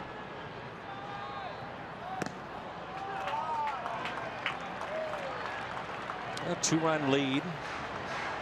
Good speed at first. Let's see if they want to start the runner. So he's thrown the curveball and changeup the last couple pitches.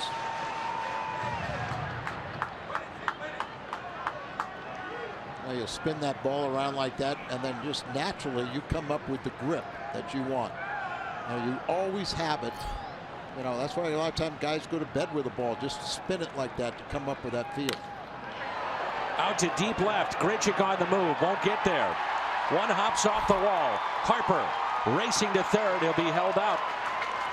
And it's 2nd and 3rd and only 1 out here in the bottom of the 8th. The double by Ryan Zimmerman. On base for the 4th time tonight. Ryan Zimmerman healthy and swinging a hot bat. 3 hits tonight. Sure is. One of the hot, he's a really good player. And now that he's healthy, it's making a difference. You talk to those that follow this team day in and day out. They think Harper will have a bounce back year and more like the year before, which he was the MVP. And they think that he's the key right there, Ryan Zimmerman. And of course, hitting becomes contagious. The Cardinals, it's the opposite. They got 8 hits tonight. A couple guys breaking out a little bit. But, if on the other side, you get a couple guys hot, then the other guys relax. They don't feel like the pressure's on them. And all of a sudden, their natural talent comes through. 4 fingers up. We've saved 20 seconds. Of what has already been a 3.5-hour game. We're having so much fun, I didn't realize that. So the bases are loaded, and the Cardinals will send Stephen Drew up to the plate with the bases loaded after the intentional walk to Jason Worth. I know it's a big part of the game, but I'm not a fan of the intentional walk. Me neither. I've seen games won and lost on trying to throw an intentional pass. I saw a 1-0 game. It ended up 1-0. There's man on third. Guy tried to walk a guy and threw it up on the screen and lost the ball game. Sure. Bases loaded. 1 ball, no strikes.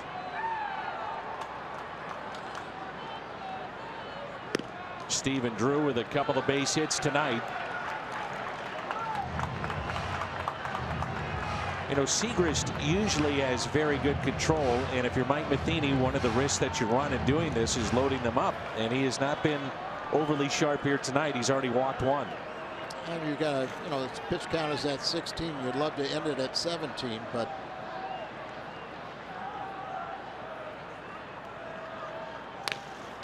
pulled foul.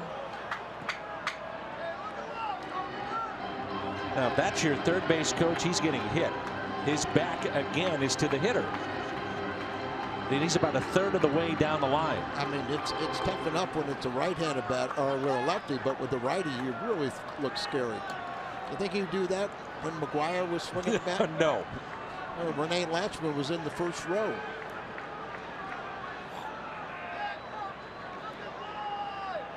The 2-1.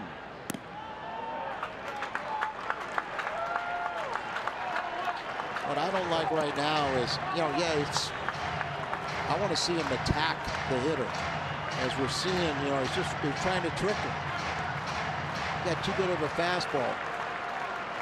That's part of the game, but you cannot afford to give them an extra run right now. 3-1 is a base hit into right. One run is in. Here comes another. And it's a 4-run lead for Washington. They pitch around Jason Worth, and Drew makes him pay with a base hit. It's 4 RBIs for Stephen Drew, their backup shortstop tonight.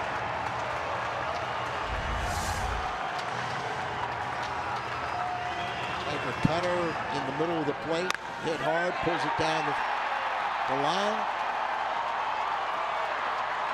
The strategy of walking a man is great, but you got to get the next hitter out. And only if you get the next hitter out.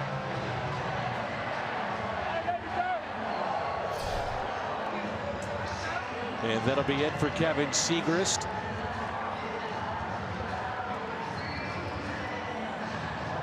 And coming in will be Jonathan Broxton for St. Louis. He'll be the 6th pitcher used by the Cardinals tonight. And this is our Chevy call to the pen.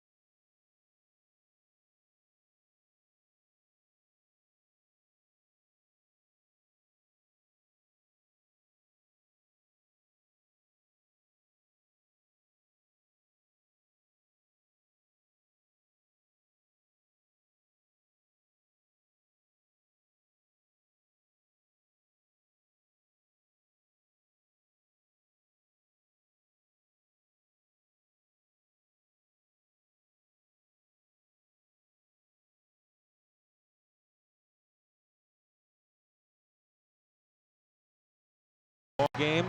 This will be his 3rd appearance on the year. Dan, I said the biggest problem with the bullpen is they need to work. They're getting work tonight. Yes, they are. Which will benefit them as time goes along. Wainwright only 4+, pitched into the 5th and not recorded out. We've seen Cecil, Bowman, Rosenthal very good. Siegrist, and now it's Jonathan Broxton with 1 out, runners at 1st and 3rd.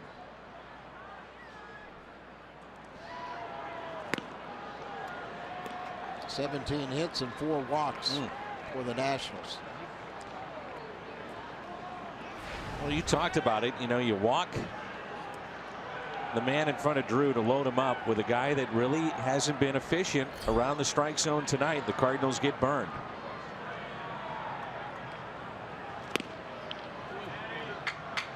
Now Dusty can play the top of the ninth a little bit differently if he wants, in terms of closing this game out or just finishing it off. 4-run lead. You said that Kelly was warming up and he was one of the contenders for closing, but I think you just go ahead and bring him in and get valuable experience. 2-0 pitch. 2-1.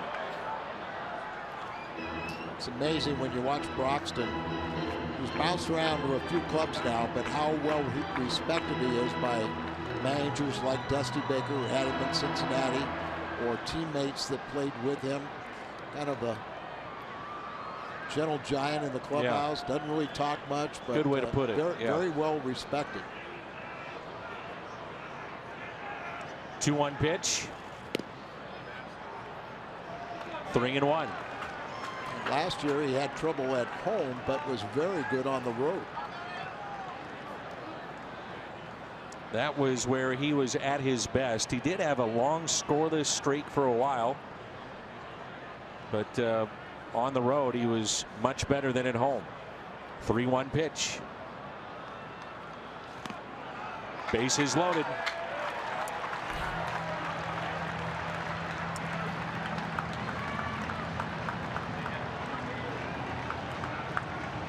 Three walks in the inning. Adam Lynn will be the pinch hitter. Inning started with a walk to Harper. Daniel Murphy flied out. A double by Zimmerman made it second and third with Worth coming up, 1 out. They intentionally passed him. Steven drew the base hit into right that scored 2. A walk to Wieters, who's on base now for the 3rd time, and here's Adam Lynn. Broxton and Lynn were probably teammates in Milwaukee. Talked about him, the power potential he has.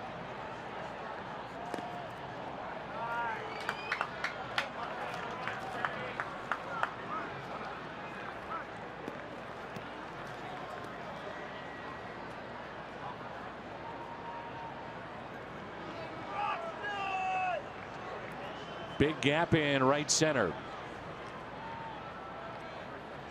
And the 1-0. 2-0.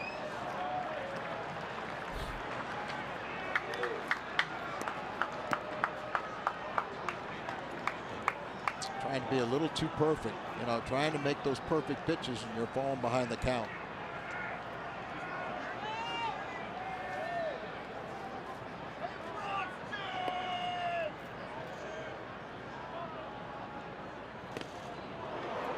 Turned him loose. 2-1.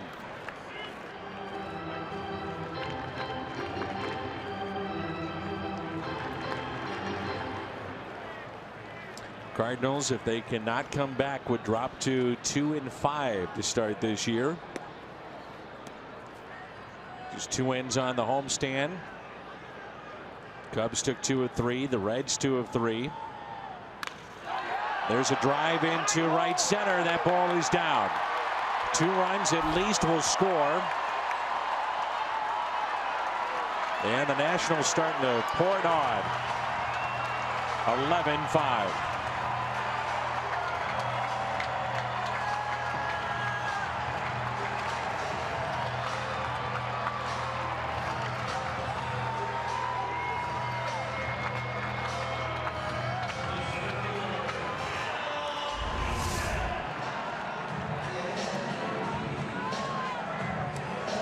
Seager is going to be pitching for a couple months trying to get his ERA down.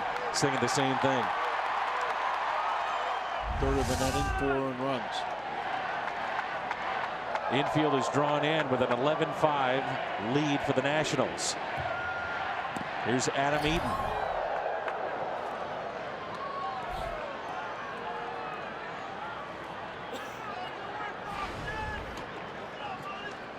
Big night for the Nationals leadoff man. On base 4 times. Rather 3 times. As he pops that foul, but a big night. 3 RBIs. Yeah, 3 RBIs, 3 hits, and a sac fly. He didn't like Rosenthal. Rosenthal, the time he was retired tonight, was a looked at called strike. One of 3 that Rosie got. 3 batters, 3 strikes.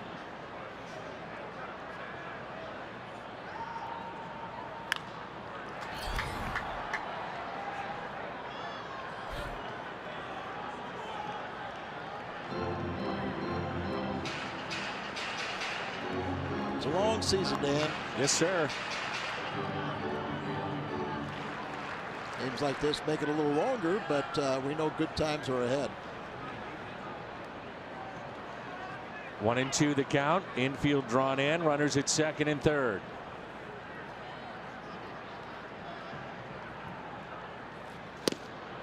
Misses in. 2-2.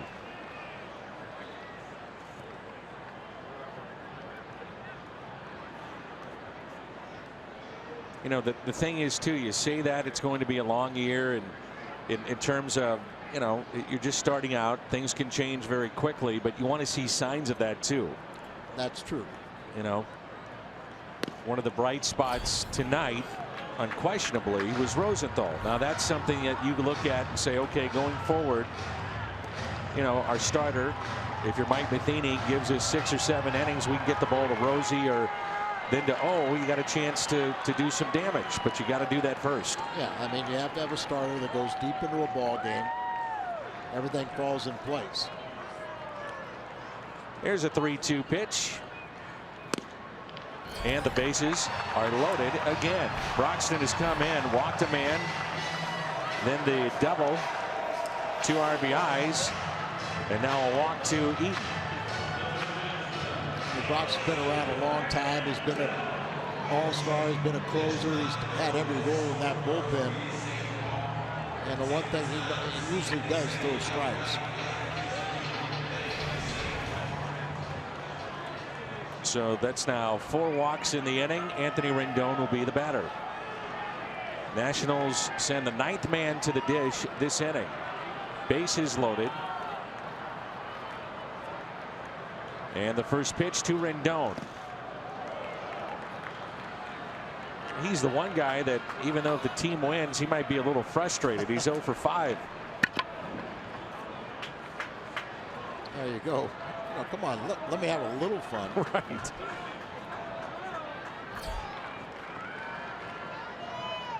He struck out twice, popped out, flied out, grounded out.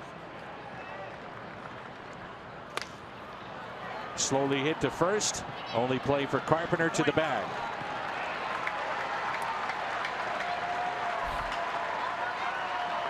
And we'll see Bryce Harper one more time.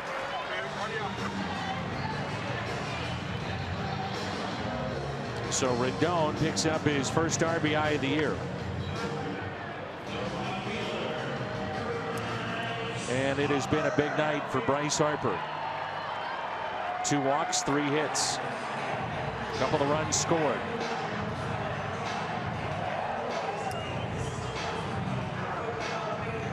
Runners at second and third with 2 outs. And a 12-5 Nationals lead. There's 10 left on. Don't look so bad now.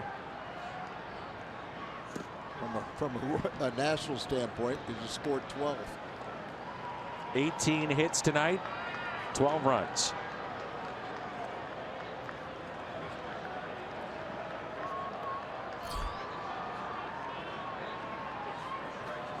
Six hits, or 6 walks, I'm sorry. Hits it sharply to Wong, off his glove and into shallow right. 2 runs come in to score. Ball was a rocket off the bat of Harper, and it's 13-5.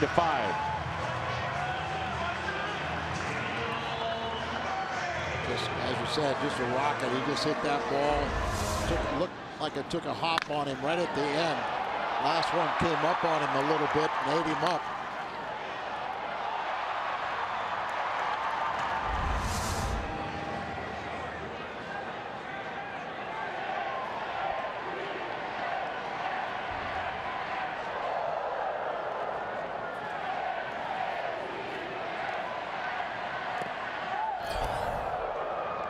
Not sure they've ruled that a hit yet or not. No, they have not. Now they have. Base hit. So Harper picks up 2 RBIs on the play, and he's on base 6 times tonight, twice in this inning. And with that 2 RBIs, he had one earlier, so 6 times on base, 3 RBIs. And on the hands of Murphy. 2 runs scored. I'd say he's on his way to having a bounce back year. Yes, sir. He looks different to me. His plate appearances, and now he's tracking, even just tracking the ball. And remember, there was so much talk last year.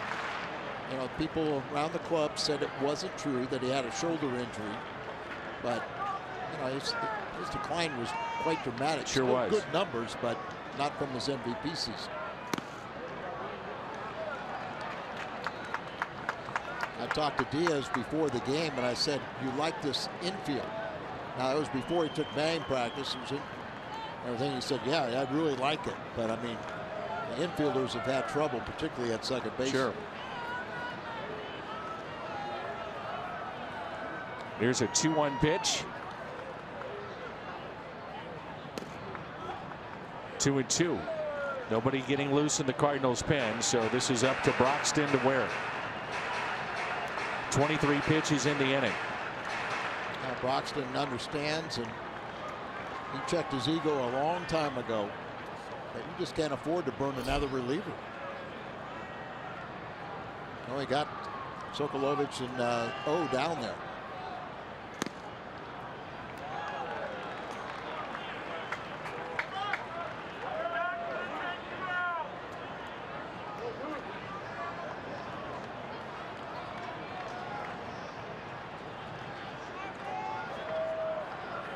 This will be the 44th pitch in this inning for the Cardinals, which began with Kevin Segrist. 3-2.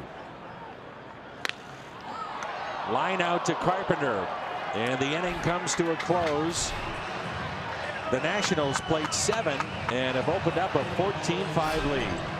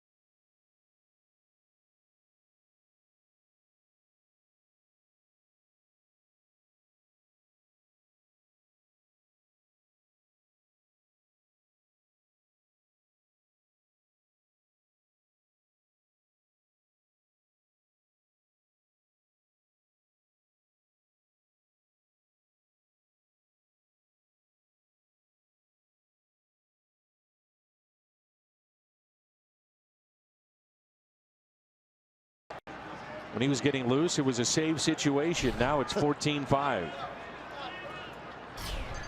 Hopefully he threw a game in the bullpen and wore himself out. 19 hits tonight for the Nationals. They've out hit the Cardinals 19-8, and they lead 14-5. Colton Wong, the batter. The fly ball out to left. That's Adam Eaton. He shifted from center to left, and Michael Taylor took over in center. Kelly attended Austin Peay, drafted by the Mariners in 2007. Major League debut in 2009. It's been with the Mariners, the Yankees, the Padres, and now the Nationals. And that's well hit. Right center. Jed Jerko. His first of the season. A long home run into right center. 30 a year ago, and his first in 2017. Hey, what if we could have held them scoreless in the 8th inning? Would have been a one-run game now. That's good to see Jerko get that first one, first of many. It's a long way to go for a right-handed batter in this ballpark. Long way to go out there, and also a high wall. You got to go above that scoreboard, and Jerko does. Greg Garcia will pinch hit now.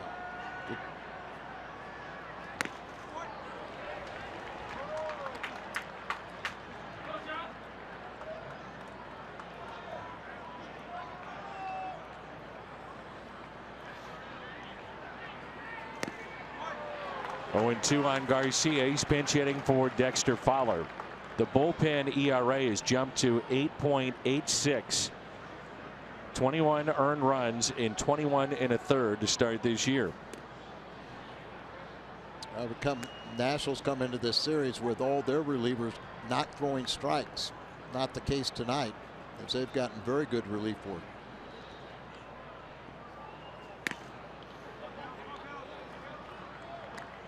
Two balls and two strikes. And Dan, the Cardinals have been giving up home runs. They'd allowed 6 home runs to the bullpen prior to tonight. I guess one thing is they kept the ball in the ballpark, but they started having trouble throwing the ball out of the strike zone. Steven Drew, a big night. Cardinals tried to pitch around Jason Worth with the intentional walk. Drew made him pay, and then they opened up the floodgates. But to me, maybe the play of the game was his double play that he turned back in the 5th when the Cardinals had things going. He started with that great diving play.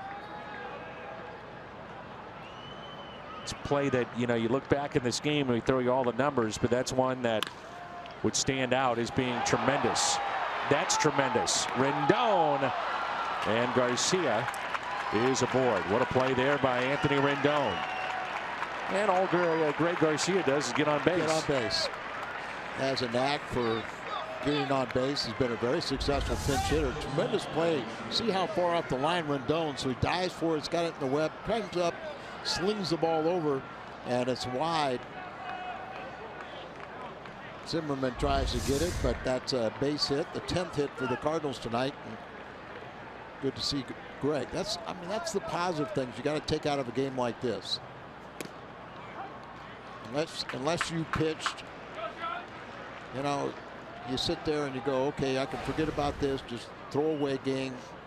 The guys that got roughed up, you know, will have to think about it a little bit more. But before you leave the ballpark, you're thinking positive thoughts. Diaz with a fly ball into right. Harper under it, makes the catch. That's out number 2. The Budweiser player of the game, Steven Drew. Big talk when we got to the ballpark was the fact that Trey Turner goes on the DL. Will be their everyday shortstop. Tremendous young player, and Drew fills in quite nicely tonight. 3 for 4. All right, Fryer got a double for his first hit of the year in yesterday's ball game. I think in the 8th inning. All he does is hit at Busch Stadium. It's unbelievable. Whether he's wearing a Pirates uniform like last year or early on with the Cardinals. Well, you know, he made it out his first plate appearance this year, and we talked about today. It was good psychology because last year he got off to a 6-for-6 start and got sent to the minor leagues. But I think he's bats over 480, definitely over 400 at Busch Stadium in his young career. 0-2 the count. Cardinals down to their final strike. Fryer pinch hitting for Carpenter. Pitch taken high. The only position player left for the Cardinals is Jose Martinez. On the air tomorrow, 5:30. Lance Lynn will get the call.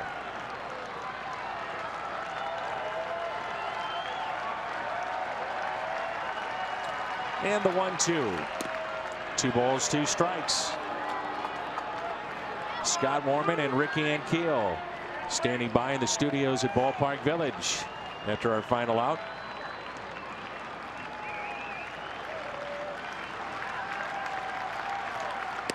And that does it. The Nationals take game 1 by the score of 14-6. Tough game, but easily forgotten. Just get a good night's rest, come out, and be ready to battle a very good club, the Nationals.